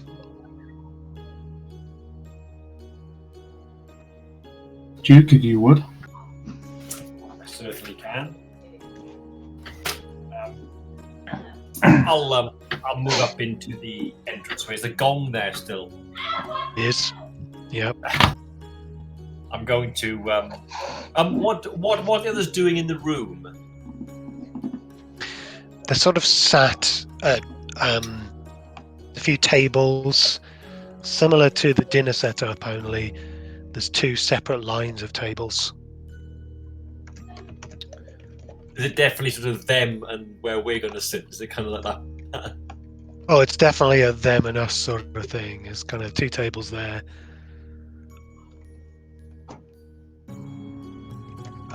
I will. Are they talking? Are they waiting? Are they what they're doing at the moment? They are talking amongst themselves.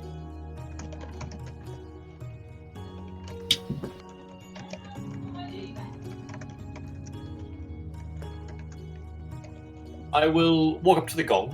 I will, after my last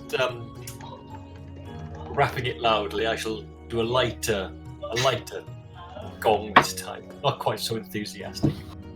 And say, my lords and ladies, may I present the Flower of the South, Princess Remy, who wishes to engage you in these negotiations.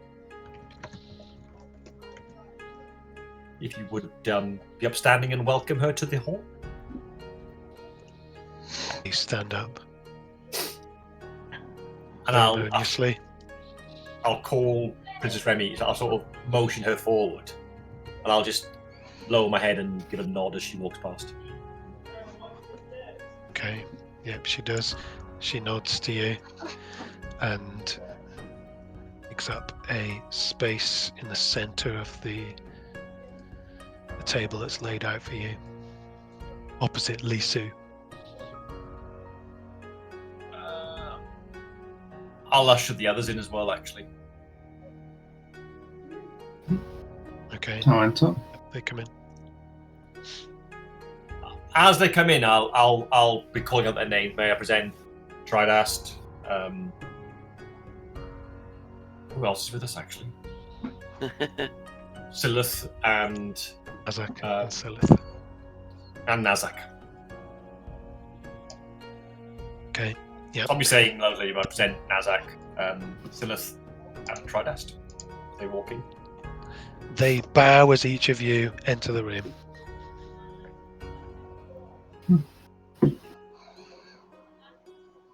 I will bow and take up a position next to Princess Remy.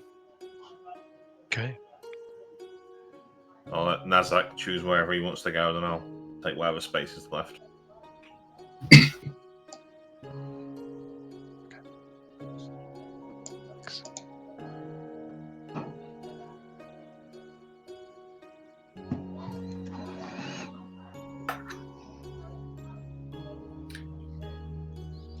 I'll wait for the princess to sit down, then I'll sit down. Nazzak could just be watching what everybody else is doing.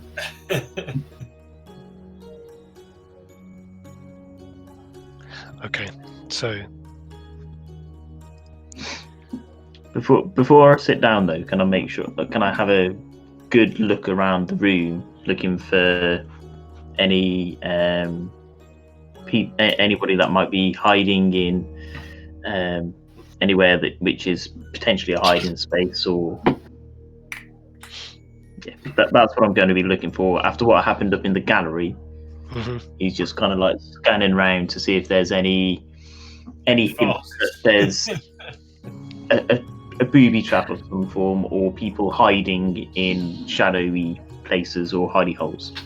perception test, please.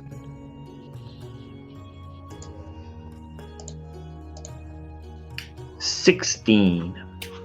Yes. Definitely more perceptive than Dramos.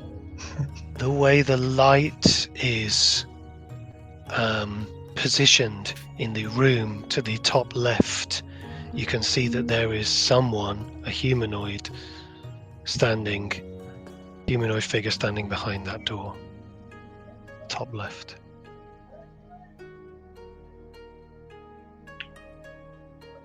I'll be keeping an eye on it. So that one. But another just be like, come on then. You know the people present opposite us? Yes.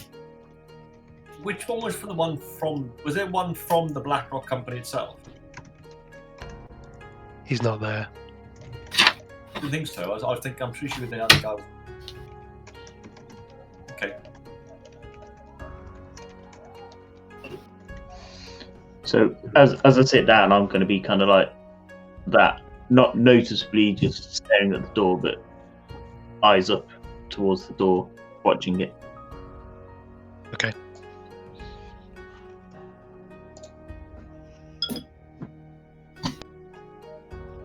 So is that Lee Sue in the middle, isn't it? Opposite. Yes. Okay, I'll say thank you, Lee Sue, for hosting these talks. You are very welcome. We are pleased to finally sit down and talk instead of with one another. And she gives a big bow and says, "Thank you, Princess. May we start by saying we are very keen to have access to the your territory, and we no longer wish for any bloodshed on either side."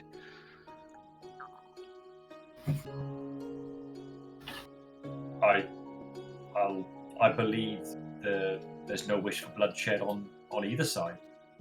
Particularly, you want no bloodshed. The Austin tribe have no intention of bloodshed. They are reacting to what they believe is a overzealous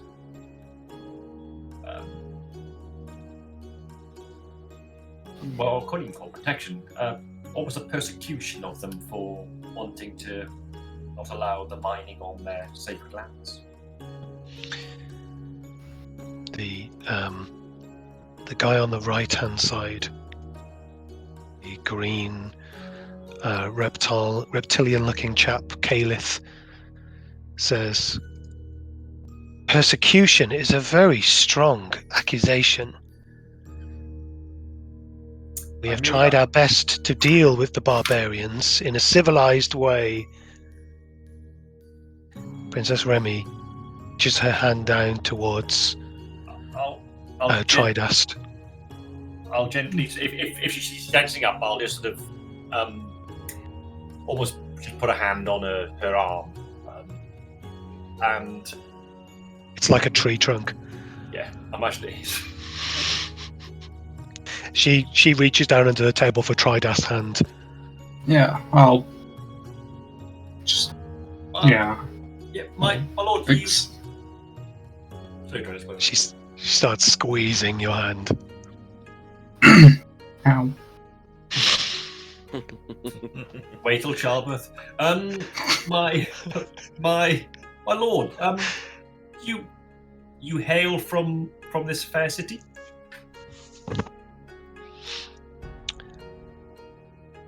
I am one of the 5 families. This is not my castle, but I am here as a representative. May I say, Lady Zhao, how pleased I am to be here again in the Jade Flower Hall, and I am sure our negotiations will be successful, with a positive outcome for all concerned.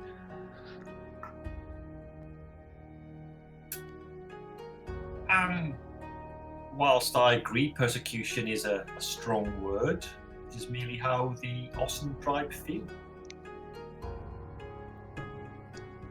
They do not understand the need for these minerals and ores that lie in the land. They have little use to them, and see you as see the miners as tearing up their ancestral grounds where their ancestors rest. They see it as an affront to their forebearers.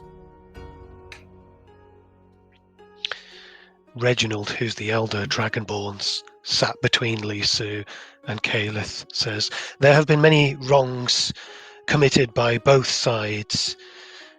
We should be here in the spirit of cooperation."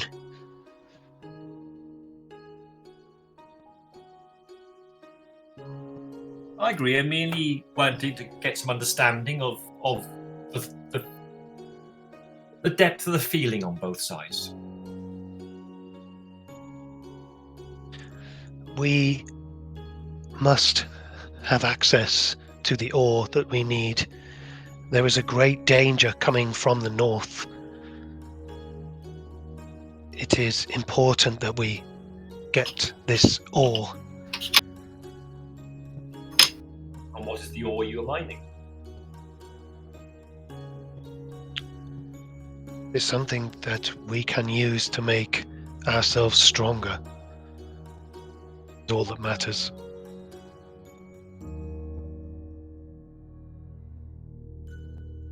So I'm just gonna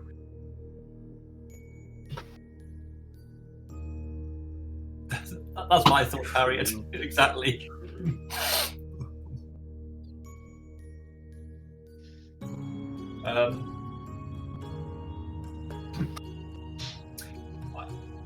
The Ossen tribe are willing to consider some mining. It's the extent to which it is done, and the respect being paid to what they believe is a revered land.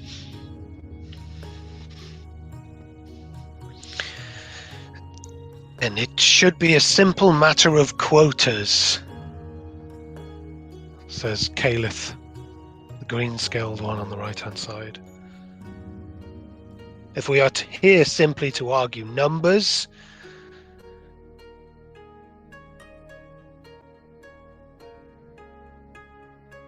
Well, I believe you said it's not just a case of numbers, is it? It's the treatment of the tribe as well, and the treatment of your prospectors. You've articulated you wish for no violence.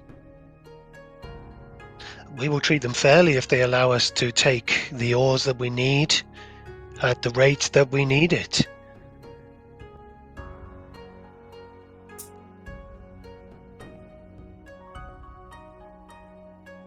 If they do not allow us, we are at a stalemate. There's a great threat coming from the north, you say.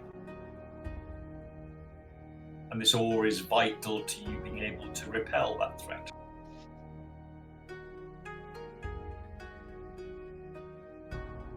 The two Dragonborn stay quiet. Lisu nods. So I do not believe the Ossen tribe wish to prevent you from defending yourselves, but that shouldn't mean that you war with them over this ore. By right, it's theirs, is it not? It's on their land. This land once belonged, this whole valley once belonged to our ancestors. These barbarians have only recently settled themselves on these lands. What is your definition of recency? If it's an ancestral land, it must be thousands of years. A mere few turnings of the great world serpent for them is the blink of an eye for such as us.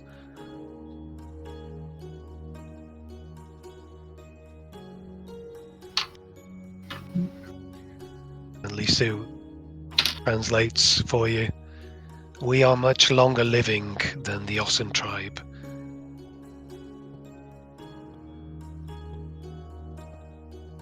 That must be a blessing indeed. But should you therefore not be seeing the passage of time as you see it, but as maybe the Ossen tribe see it? To them, these lands have been in their generation for as long as you would claim they have been.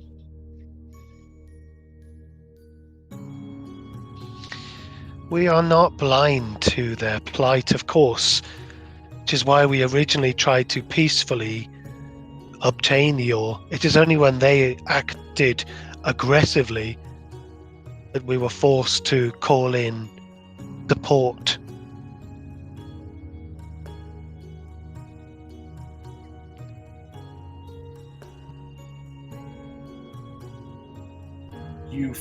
If the Ossen tribe were to not attack or be peaceable, would you withdraw all your forces?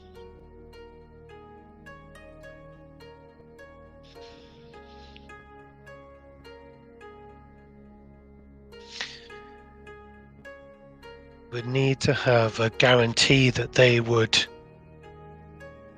not attack us any longer. I believe if we can reach an agreement on where you can mine and how much you can mine, and if you were to pay respect to the whole part of the land they define as holier, that peace would endure. The chap who's been very quiet, the other side of Melissa, says, we have an agreement with the Mercenary Guild. If we make a contract with the Ossen tribe, it must not break other commitments. And what is your commitment to this mercenary tribe? Or mercenary band? He doesn't say any more. Lisu gestures outside the castle. You may have seen the farming of the red flowers outside. It is part of our Indeed. commitment.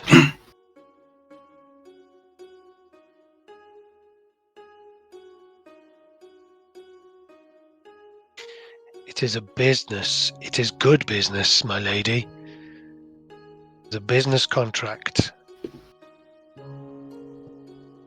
But what could the mercenary tribe possibly want with the Ossen tribe's lands? They're there merely trying to enforce the peace, aren't they? Indeed, and they're paid very well for it. Flowers that we grow for them are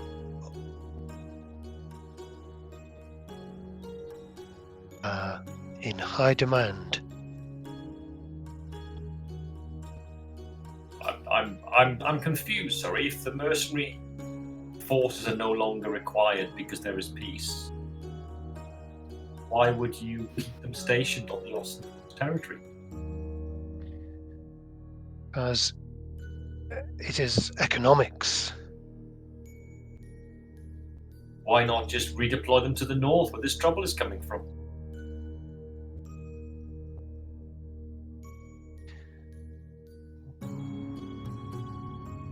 We would need to speak to Talkia.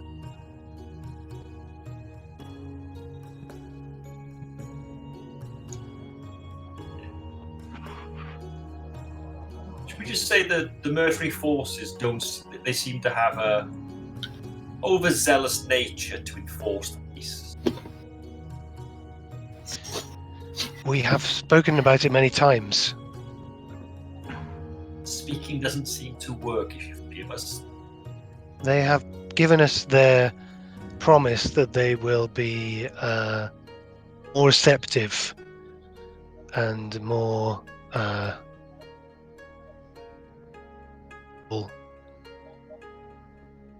in our prospecting.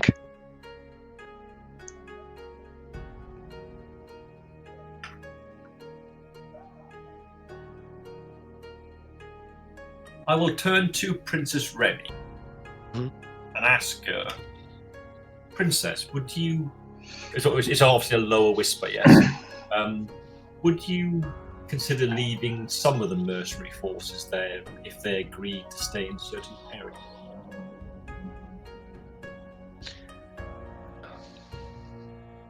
And stop being hostile. It It is difficult to trust a group such as them. But if that is what it takes to get peace, be it. Do you have any desire to make money from this, or do you need anything from these people?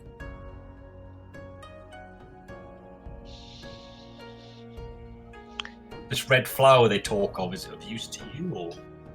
No, we do not like the red flower.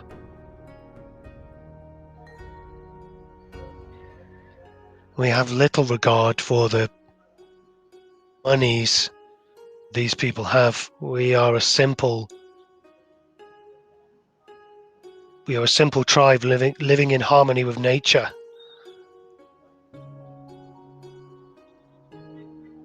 Okay, I'll turn back to who was it who said about it's a me? Was it the chap on the left saying about economics and the mercenaries? Isn't it? Did he give his name? Sorry. Yeah, the sage Rahim. Sage what? Sorry. Rahim. Rahim. I'll turn back to the table then. Dear Sage, you mentioned about a case of economics. Is it not a case you should be paying the Ossens then for the extract of this all?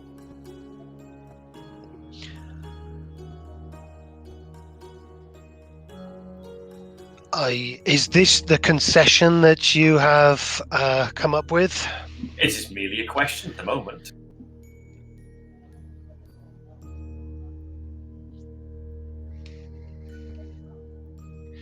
It is a possibility. And what if that cost was as great as or greater than your dealings with the mercenary?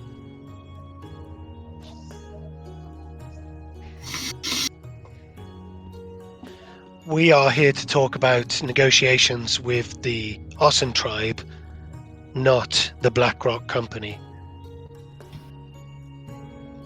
There is, whilst you have a lack of trust maybe in the Ossen tribe remaining peaceable, there's a lack of trust in the BlackRock Company. Their presence is difficult to justify. So Nazzak, having his eyes on that door to the top left-hand side, will now see it slide open.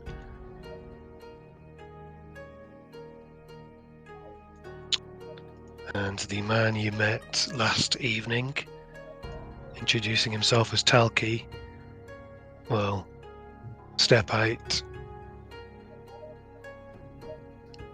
Forgive me, forgive my lateness. Will take a chair that hasn't been set out for him and sit next to Sage. Left-hand Was there a side. chair there, sorry? There was a chair there, or there wasn't? There was not a chair laid out for him. I'll raise a quizzical eyebrow as he sits down. Remy will squeeze Tridast's hand much harder. You must be calm, princess. I'm very confused, sorry. Talki, is it not? Why are you part of these talks?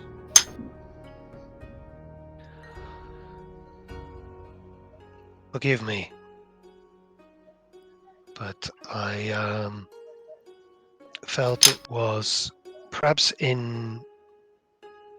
would be some help to the 5 families if I was present to give any explanation as to the company's activities and potential in the area.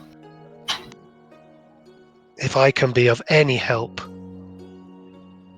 And he bows towards Lisu. Why were you hiding in the room up there?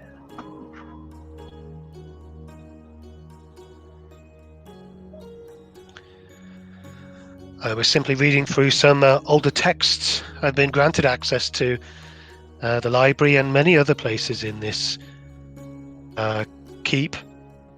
Unlike yourselves, who are strictly kept in your residence, I am allowed to walk freely.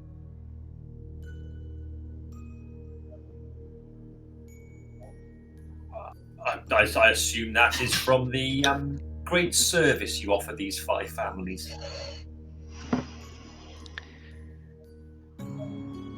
Indeed.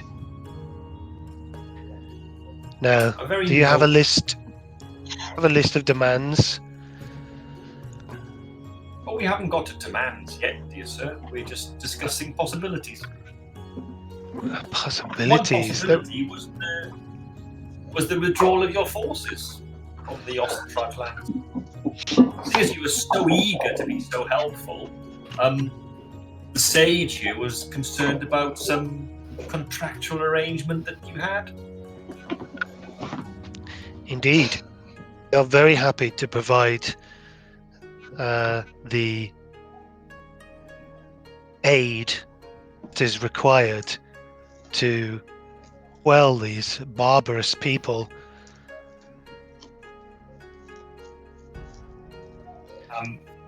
It is needed. Of course, force is a surgical instrument, not a blunt hammer, such as these sometimes wield in their jungles.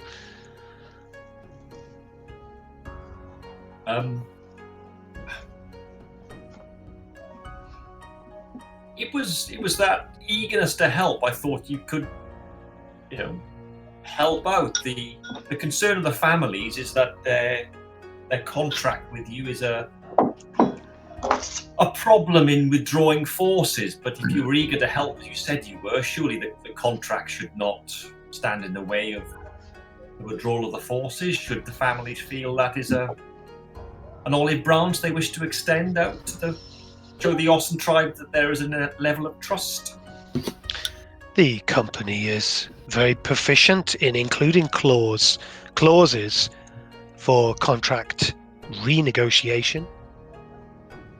I'm sure if the 5 families wished us to take a step back from our vital role in safeguarding the area and bringing freedom and democracy to these barbarous lands, then of course we will be happy to do so.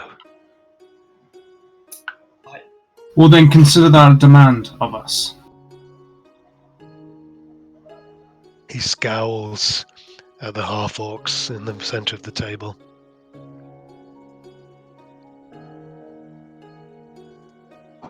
I'm curious as to your definition of, what did you call it? Civilization and democracy. Indeed. So, it is democratic to force people off their lands? It is civil, certainly. Civil? This is all So- done in a civilized way. Just as you would push an insect that was interrupting your picnic, for example. So you're calling the Austin tribe insects?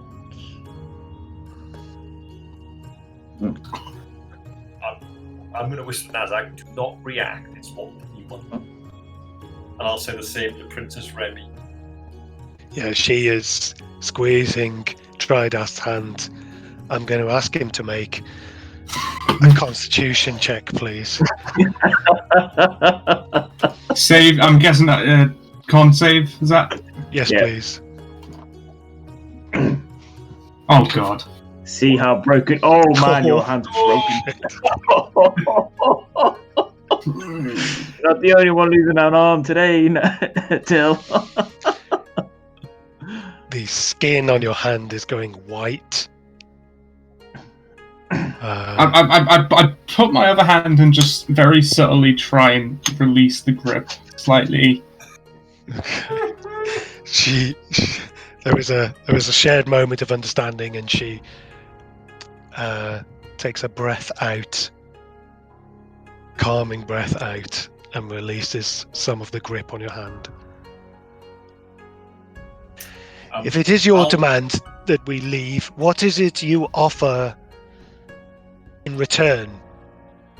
This comes from Reginald, the older Dragonborn, sat next to Lisu on the right. The continuation of these talks. It is clear that the BlackRock Company do not have the Osson's best interests at hand. And with them in the picture, I see these talks going nowhere.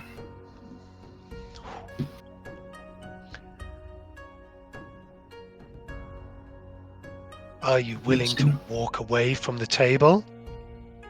Again, this is Reginald.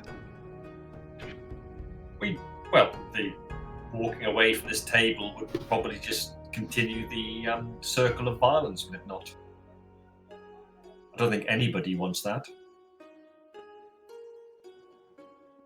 What is being asked is that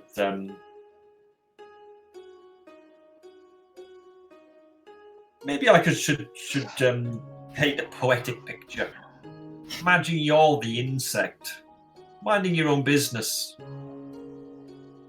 lazily flying around, landing on a brightly coloured carpet, if you wish. Strange to your eyes, never seen it before, and you're merely trying to have some food, take a meal.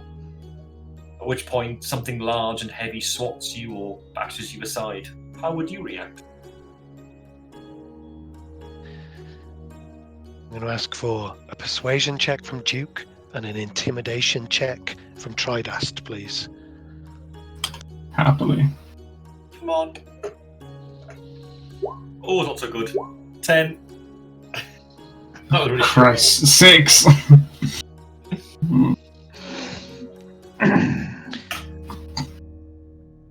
Lisu seems to be the only person considering your words at the moment.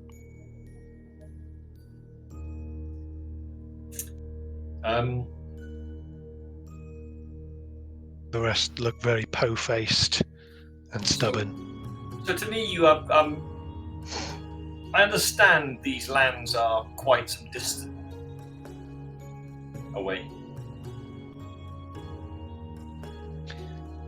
Not an insurmountable distance.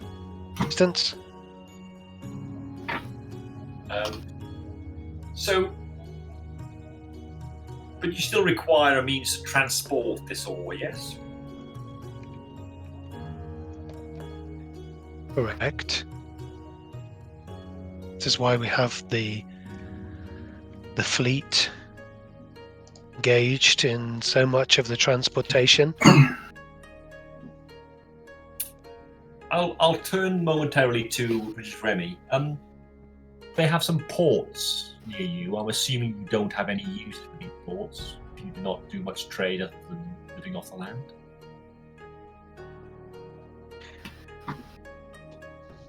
Of course we do trade with other tribes, but their ports tend to bring more of their violent people with them.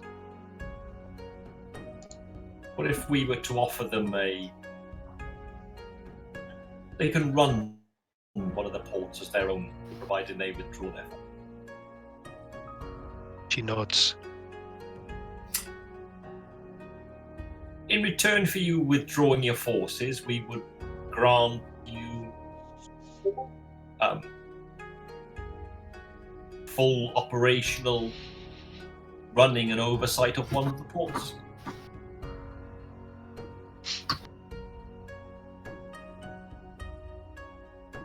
Lisu, again, seems to be the one concentrating and willing to... seems the most willing to listen. Is that our only concession?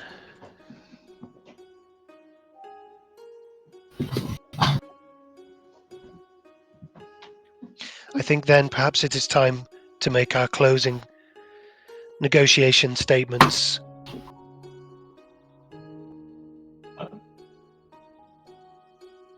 Just reading through these, sorry, bear with me.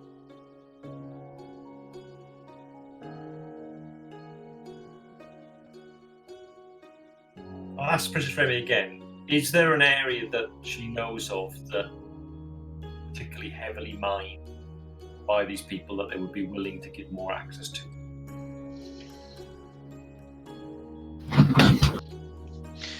They have dug their holes all over our territory.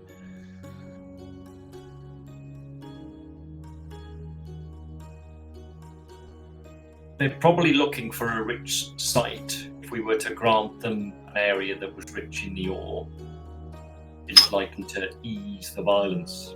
We could perhaps ask for other concessions, such as the enforcement of the ceasefire. She nods.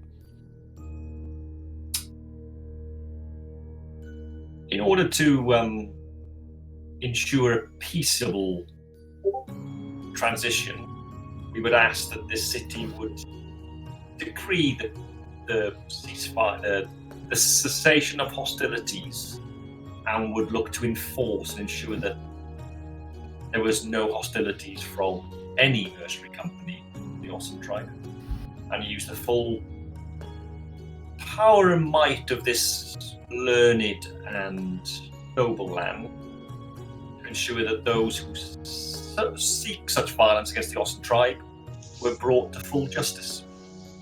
In exchange for which, the Awesome Tribe will be willing to grant access to areas that are found to be particularly rich in the ore you seek. With control of the port and an area rich in ore, you're likely to meet your requirements for your trouble in the north.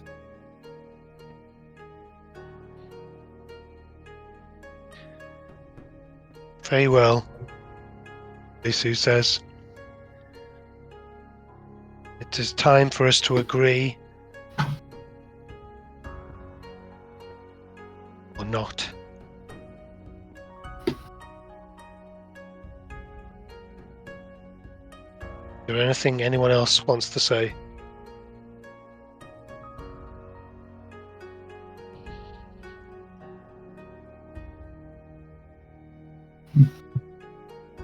No?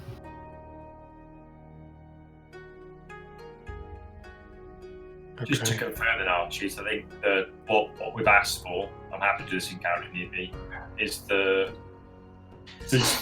second one, the ceasefire and Second one, yep. Yeah, and then Number 6. plus six. 6, the military forces withdraw.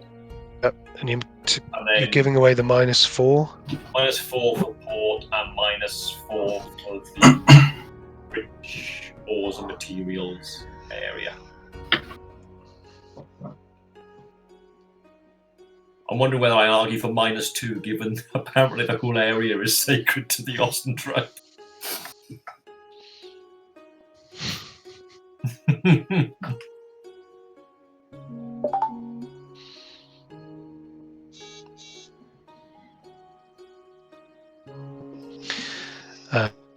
It's up to you.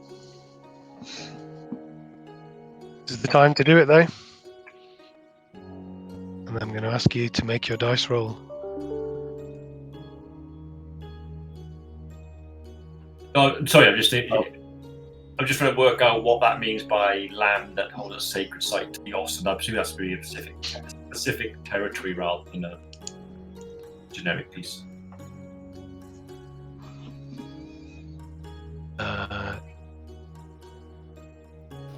Yeah, they think of all of their lands as their ancestral lands, but there are probably going to be a few different sites that are particularly sacred to them.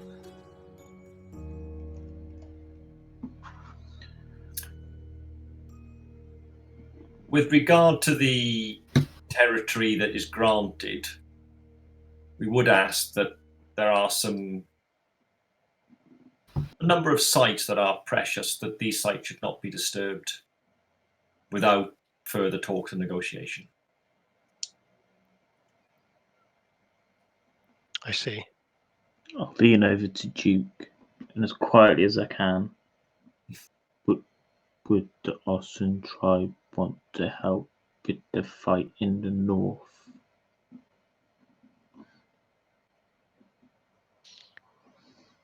I'm not even My sure. eyes won't be leaving the Black Rock guy. I'm not even sure what the threat to the north is and whether we want to burden the Ossen tribe with that. I think that's something for Princess Remy to decide in the future.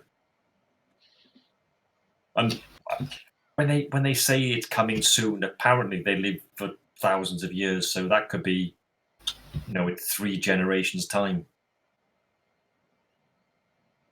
Who knows? Okay.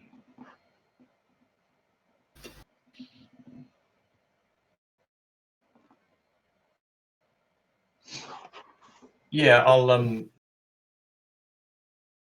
I'll turn to Prince Remy. Prince Remy, are you happy with the position we've reached? Is there anything else you need or want?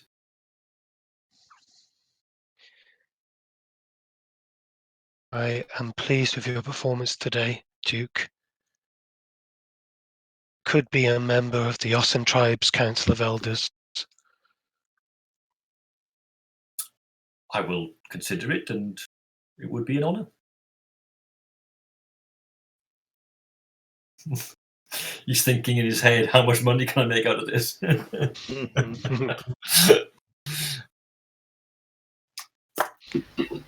Duke's going into consultancy. Consultancy, indeed. Yeah. Very well paid in the right positions. He's very well paid, yes. Ridiculously paid. Yes, I will. Closing statement. So, I think we've reached a good position here. You will help enforce the peace and oversee it and withdraw your forces, in return for which you'll be granted an area rich in ore and a port from which to export it. Should mean a lucrative and easy export for yourselves, and we obtain what we want, which is peace and harmony between both parties. Lisu stands up and says, "We are very pleased to have the princess here. My only regret is the incident this morning, and we wish Hectil a speedy recovery. That even if the negotiations today fail, I hope in the future we could find some peace with the Ossen tribe. We're still gathering the ore that we need." Does anyone have anything further to say before the decision is made?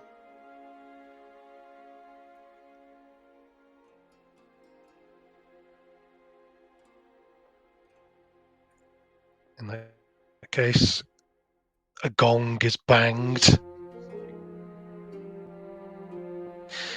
Duke, can you make a roll, please? What am I making? It's a straight 20 roll, please. Great 20 roll. You want to know your DC? Oh, nah. Okay. Here we go. Yes! Duke, you sexy bastard! That's good.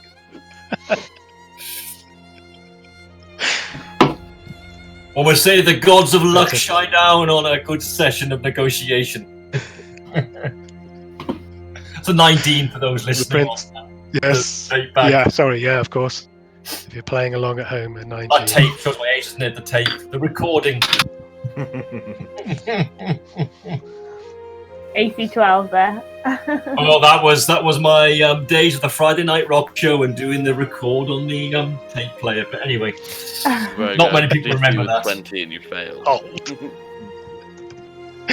So the princess turns to her group and says, "It's time peace and order replace violence and chaos. We accept your negotiation treaty. We will be pleased to call the Ossen tribe allies.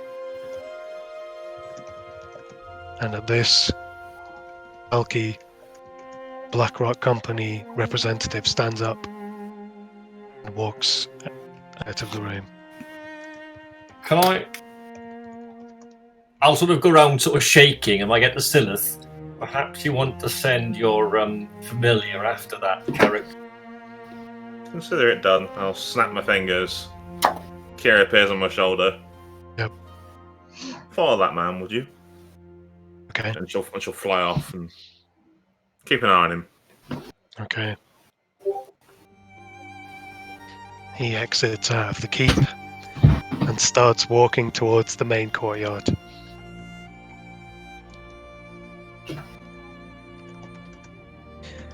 Princess Remy's hand releases on Tridast as the full realization sinks in of what has happened. Okay. She stands up and bows. Can we check that room where the man was? I think that's up to Lisu and our host. He was hiding in there. I think we need to show a level of trust in Nazzak. I think if we're inquiring and suggesting that, should we just say that Talki is a little slippery, should we say? And it would look bad on us if we were to question him. He'd be given free reign of this keep and a level of trust. They tried to kill Remy when she got here. I know, but we can't prove that necessarily. I suspect Princess Remy will have to be forewarned that I don't think there's the last of the BlackRock Company, but we have the agreement that the city will enforce the peace. So at least we could bear, if we can prove that they are under the attacks, then the city will then turn against them. But until we can prove that, we can't go throwing accusations. I don't think this... not like back home, you can't accuse somebody, have a good scrap, and then find out about it. You've got to go through the process. It's strange to me as well.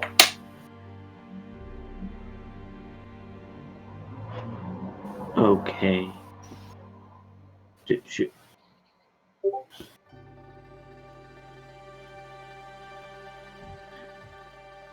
Should we warn one of them? We will chat with Princess Remy later. I think if they've given him leave to be in that room and something bad happens, as odd as that sounds, it would be a bonus for us to show the BlackRock Company their true colours. Okay.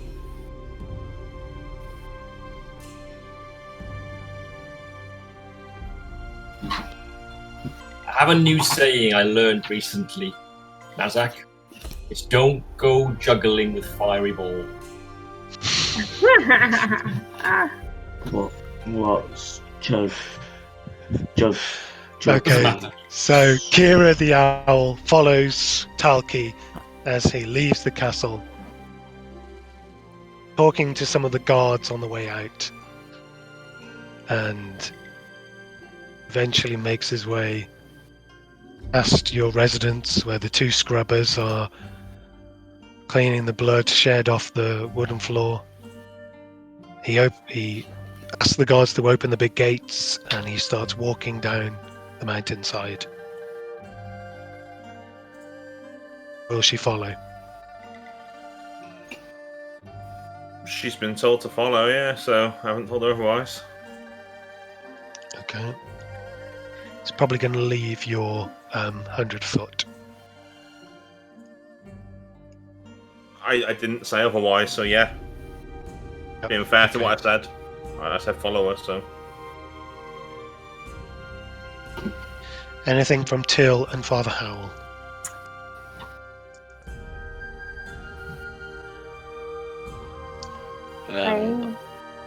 Yeah, I would just say that after cleaning up all the blood in the floor, Till would have gone and sort of made all the beds in that particular room. He wouldn't have gone into Tridast's room because the door was shut. It'll just unnecessarily fluffed pillows and stuff. And then he would have kneeled down Angrily. to put his hands together to pray to Imogen. And then, upon realizing that his arm's gone, Oh God.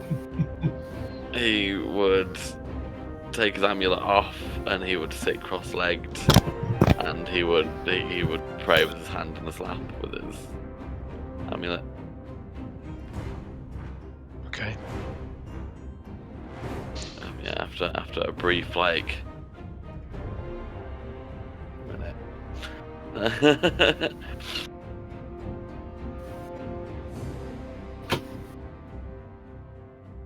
Okay. Be an angry prayer.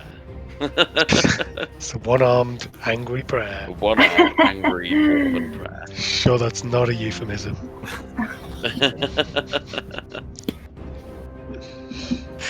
Okay. Right, guys at the keep then. The nobles are to bow towards you and start making their way to their separate rooms. I try and catch one of them, either Melissa or Lisu, and just inquire about. Before we came here, we were offered a red lotus tea. We were pressed for time and didn't have a chance to consume it, but I'm curious about its benefits. The red lotus tea is Indeed. a powerful narcotic. Why would you have been offered such a drink? A servant girl. That's when you came and told us about the negotiations. That servant that just appeared out of nowhere.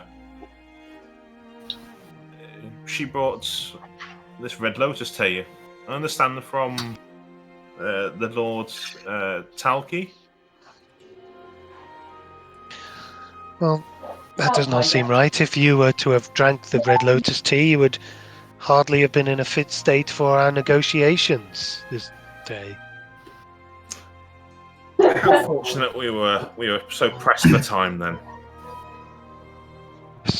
Yes, indeed. What a strange mistake. No. But I thought it was worth mentioning. I was curious about it, and now I'm glad we didn't drink it. Indeed. Should you require some, I can have our herbalist make you up a special batch if you wish to engage in that level of relaxation.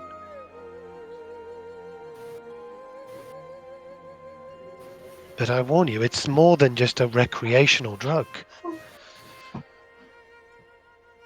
And it induces a psychoactive hallucination. Indeed. Some people describe it as experiencing the fires of the phoenix. Intriguing.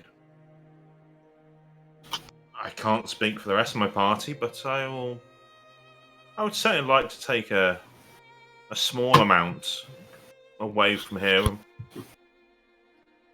just out of curiosity more than anything else. I shall have some prepared as a gift. Thank you kindly. Thank you kindly again for assisting us in our peace process. I'm not exactly the best at peace talks. Obviously, Duke here is much better at public speaking than I. I tend to say things rather plainly and as I see them. I don't always... Well, let's just say it doesn't always have the right effect on everyone.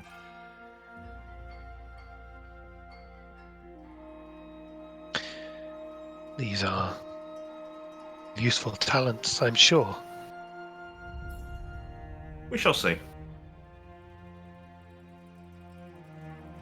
Perhaps we may get in contact again soon. Melissa, in Sylleth's gift, please arrange for a communication method. Melissa nods. Are very generous. Thank you very much. We shall be in touch. They both bow. I'll awkwardly bow, not quite knowing etiquette.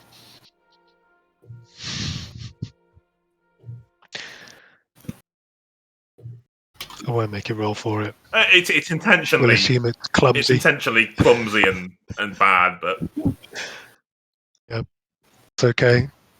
You've earned your respect points.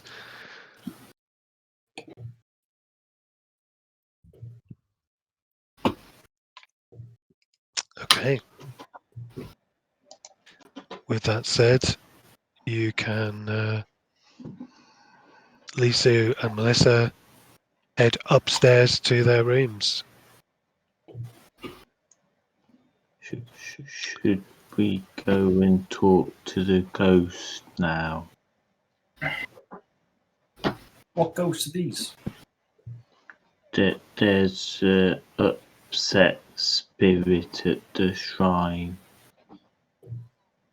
Sounded like they were either angry or upset.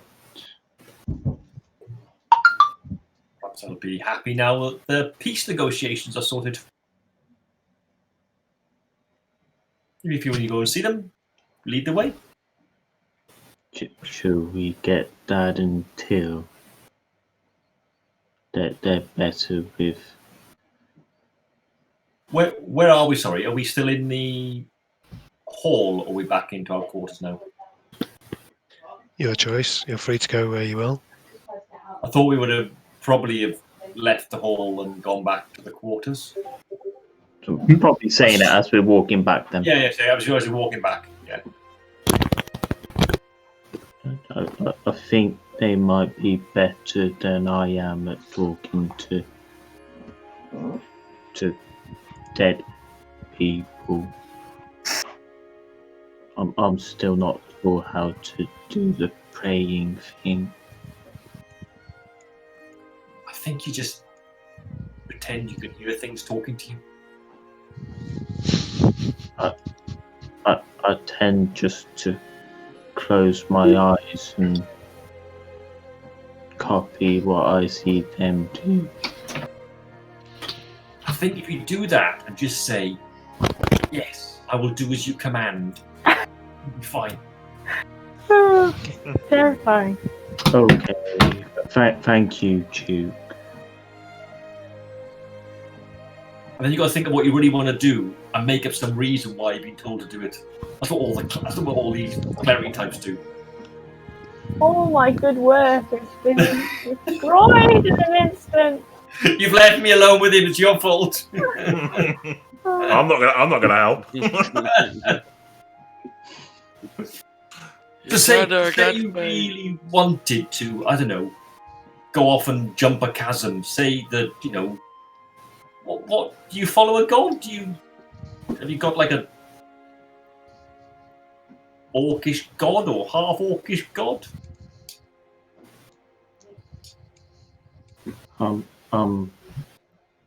Finding which god's right for me.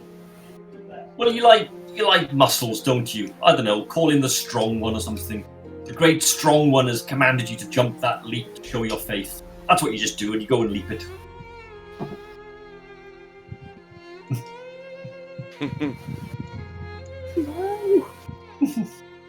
To an extent. Okay. It's gonna go jump off the steps now, isn't it? Not sure that's what Ngaro was telling me. What did he say? I normally talk about the other gods and images with Ngaro. He's probably getting you to worship his god. That's what they all do. He says I should choose the right one for me. Oh, you sound like a very sensible chap then. Would you have a chat with him? He's very clever. I see what he's doing. He's doing you should choose what you want, but if I were you, I'd choose this one. You gotta watch out for those kind of people.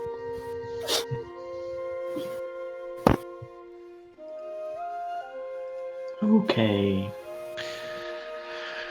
It's a bit like the sack trick. You know the sack trick, yes?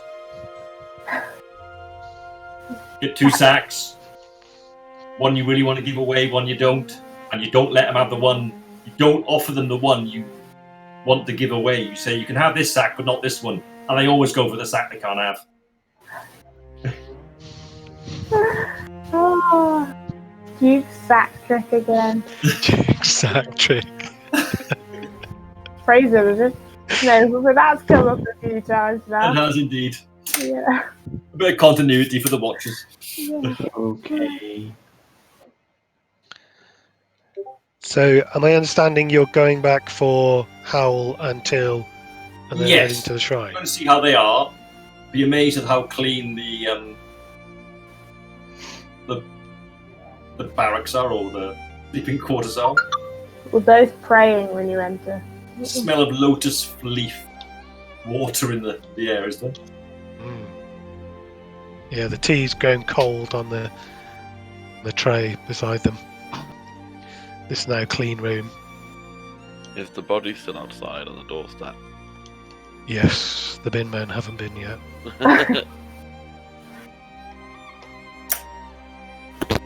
Hello. Hello, Tridast. No, that's not your name. Ah! Nazzak. I don't say Tridast. Twice a year as well. I don't Hey. Hello, Tridast and Nazzak. Go on, Hello, say what you Nazzak. mean. They all look the same to you, don't they? Not too racist, but okay. Actually, Tridast, Remy has tried to get you to slow down on the walk back to your residence. Ooh, which one's a grope? Ooh. He says, with the negotiations complete, I will be heading back to my territory soon. Sounds like a hair up moment. Hair up. Yeah, it's definitely a hair up moment. If I asked you to come to the Ossen territory with me,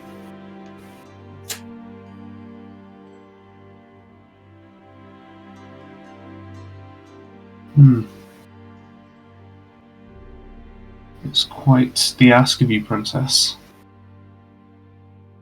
it is. But I am a princess, and I may ask for many things. I'm a princess, but you can call me Daddy.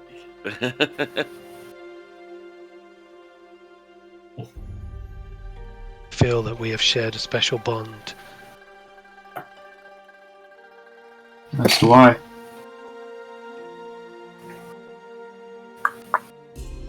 It would probably mean you would not be able to return with your friends.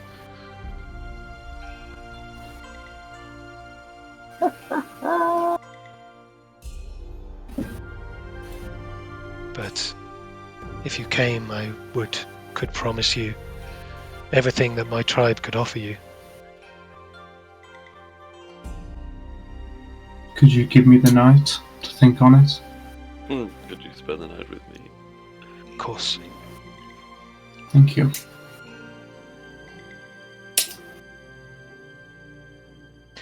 I'm going to go back to my room.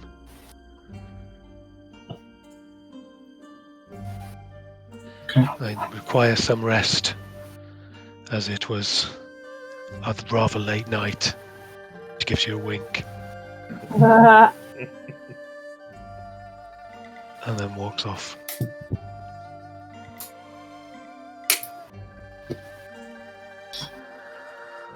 All right.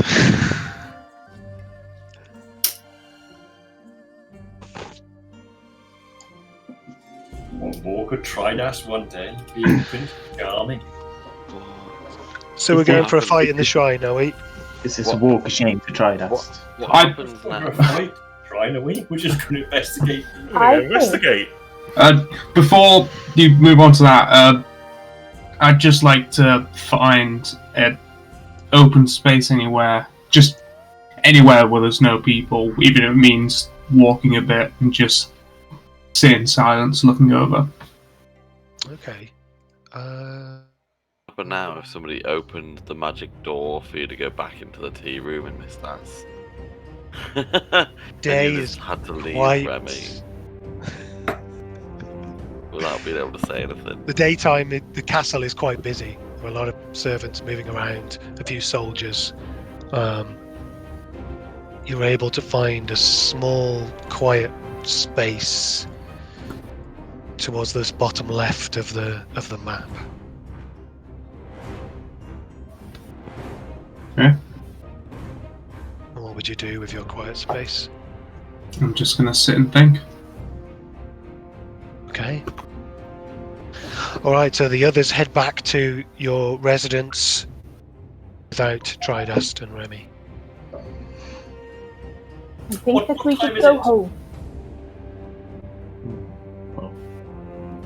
Say again, sorry. What time is it? Sorry, was it the? Because we went down to the thing early in the morning, didn't we? That's right, just before dawn. So it'll be about lunchtime.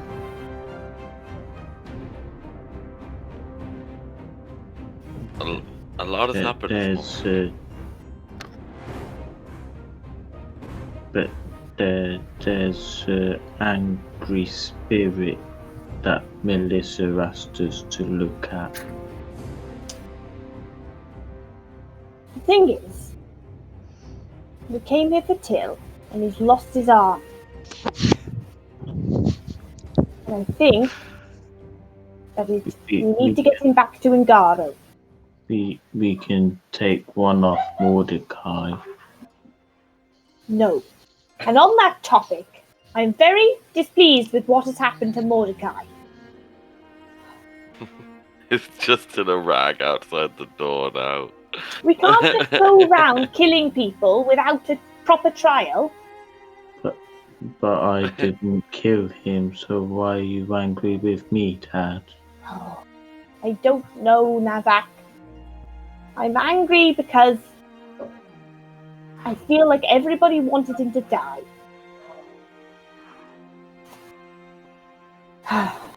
He... I got behind Nazzak and say, Father Howl tell you, or God's telling it is his God is telling it to you next. Look, Nazzak, he had... It's an important lesson to learn, even if you weren't the one who did it. The man had been tortured.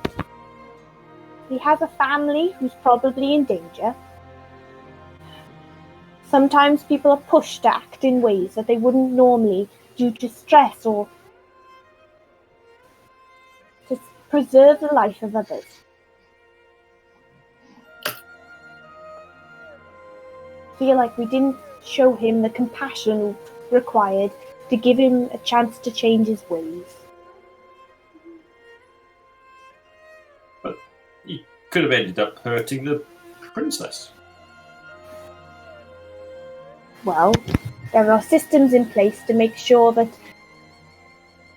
a behaviour like that is treated with the correct punishment. Well, I reckon he got the awesome try punishment.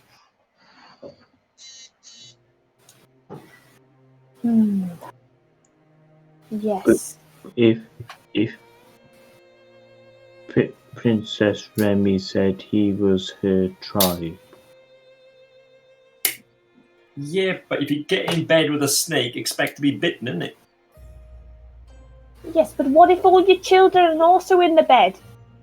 Well, get them out first. Well, he didn't, did he? Probably didn't. So now they're just in the bed with snakes. Weird. It's a bit weird. This metaphor's going all the wrong ways. But It is, it's got ask really your weird. friends to help you get the snakes out of the bed. You don't talk to the snake, do you? If he's part of the Orson tribe would have helped him and his family. During all of this, Till is still like sat on the ground, like amongst everybody arguing. Like. So, if the princess saw fit to kill him, would that be wrong?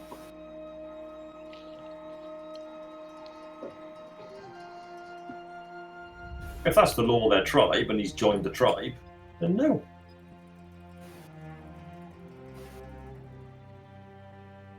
It depends, doesn't it? Was it done with all the facts in mind? Did he betray the Orson tribe? Yes. Was he a member of the Orson tribe? How long was he a member of that tribe? Was he a member from the point that his children were taken and threatened? It doesn't matter, does it? If he's joined the Orson tribe under a pretense, then he's just brought it all on himself.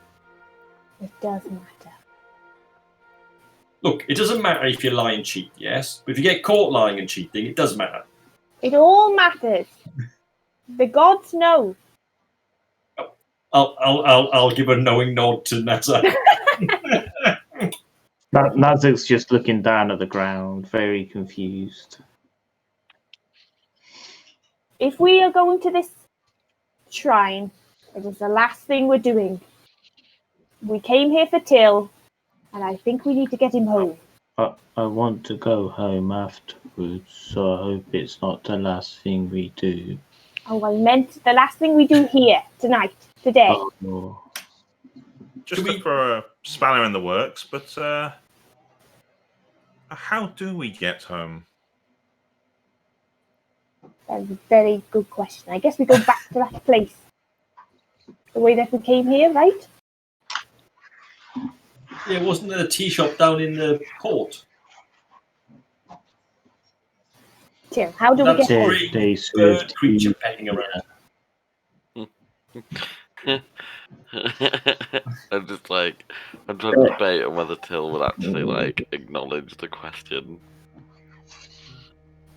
Nazzak's just gonna turn around and start walking towards the shrine. Oh, there he goes again. Bloody off again. Let's deal with this shrine. Let's see what's the matter. I will say Oh, to Nazzak. Nazzak told me it's this great strong one that keeps telling him to walk off. A great strong one. Something, a god he's found or something? Talking about Darius. I don't know.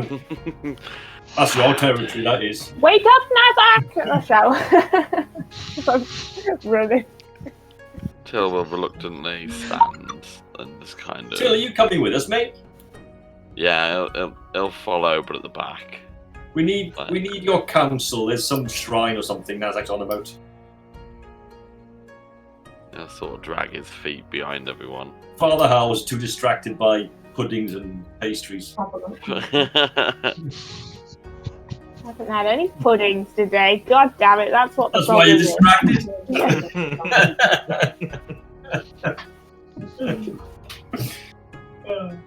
Back at the tea shop, asking for some apple cake.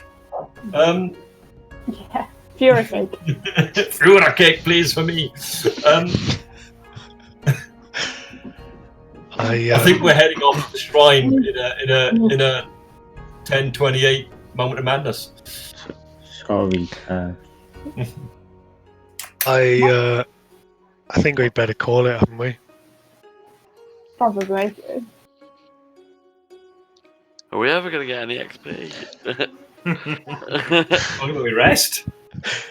I mean, haven't killed a lot so far. We've It's done lots a of, successful like, 5 negotiation. sessions of, I fought a dragon. Yeah, sorry about that.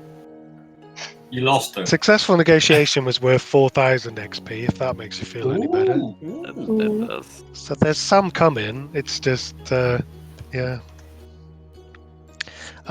Yeah, I feel like we'd go long on that fight. Yeah, that wouldn't be good necessarily. There's a No. big We fight need to get coming. ghost busting next session.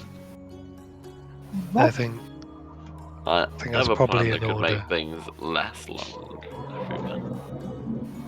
So, oh, you're just going to immediately destroy undead.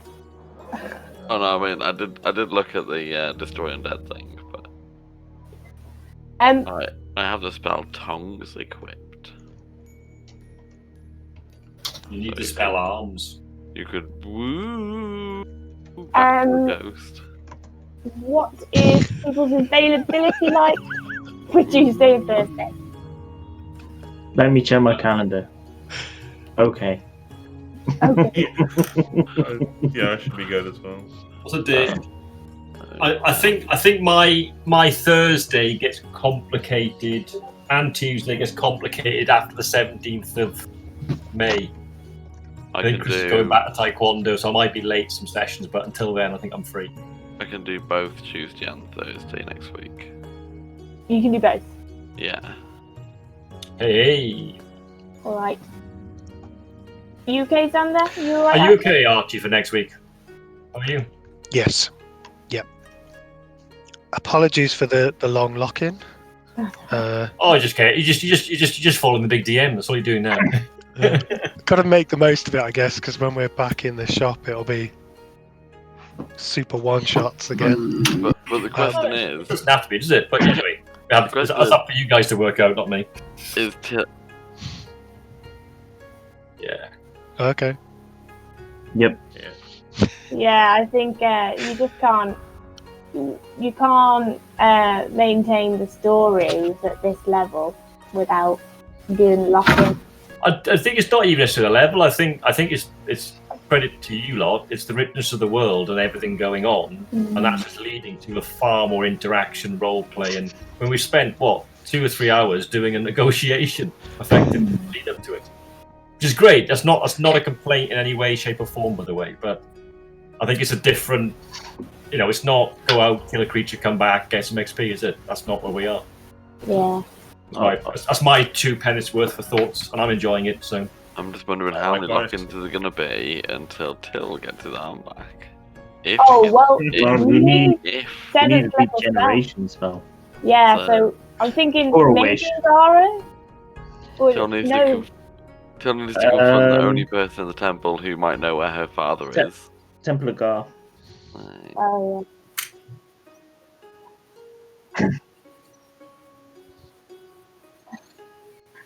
I think I work there. I'm there. you charge more. Actually, if you charge more, because it takes more taking care of him. And you got one arm, he's got to go to the toilet and all sorts of things. What I'll do is I'll go back to the thing. I'll get all the money from the people I've been looking after, and then I'll just go and use their money to fix my arm.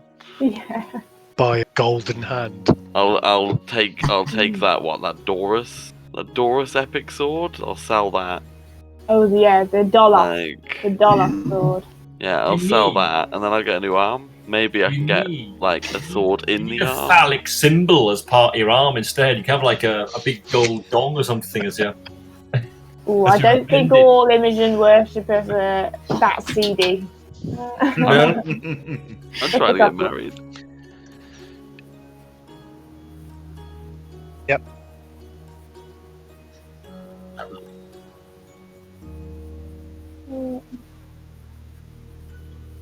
Yeah. Yep. Yeah, okay. You So next time, fucking then. you fucking broken me, Archie. So next time we've got Tridast's big decision. Wow. It'll be you trying to get married We've next got time. what Kira saw following Talki, and we've got an investigation at the shrine. It's quite easy, isn't it? The Tridast question. That could be loads of adventures off to the Awesome Tribe territory. I've done the maths on 4,000 experience between us all, by the way. It comes out at 666. Hey, that's a good number. I need 3,018. God damn it! Damn it! I need 3,018 XP. He's broken in. Is that how much you need to go up a level, and then you're going to bugger off? That's what I need to get up a level. It's alright. There is a bit more. 4,800. There is a bit more to come, but it's unlikely to be that much. And then it gets interesting because I hit level 8 and I start to get all the good shit. Oh, fuck off! That's so funny. Oh, I've got a while to go yet. I'm gonna go dragon hunting. Oh, It's an add-on. I don't think we're going to beat what Tom managed to do in Tuesday's session. I don't think we're going to beat that. Oh, the We've double got 2 level. levels in one go. Yeah, And we're not even finished yet. I just want to go up Did one. he? yeah. He was level 2 though, so he really, really needed it. What's he now? Is he level 4 or 5? Level 4 now. For 2, we're nice. In Where I am, Angland. I'm on the middle of the second session in Angland. Yeah. Yeah, that's rough. That's really rough. Tell us What made about his it. last this long? Yeah. He lasted that long by hiding in a hole, a Yeah. magic hole, with Talos. Yeah. Yep. And they were foolishly trying to tempt the wizard with a bag of holding up into their extra dimensional hole with them. This is not going to end well, friends. With your portable nukes slashed in ice stones Portable on you as nuke well. stash in them, indeed. And then we run into all the we do hate Jedi stones. I'm thinking, God, please don't actually turn my pockets out. This would not go down well. Oh man. You Jedi don't stone, even Jedi know. Oh. I don't know the half of the background of it as to what it would truly mean.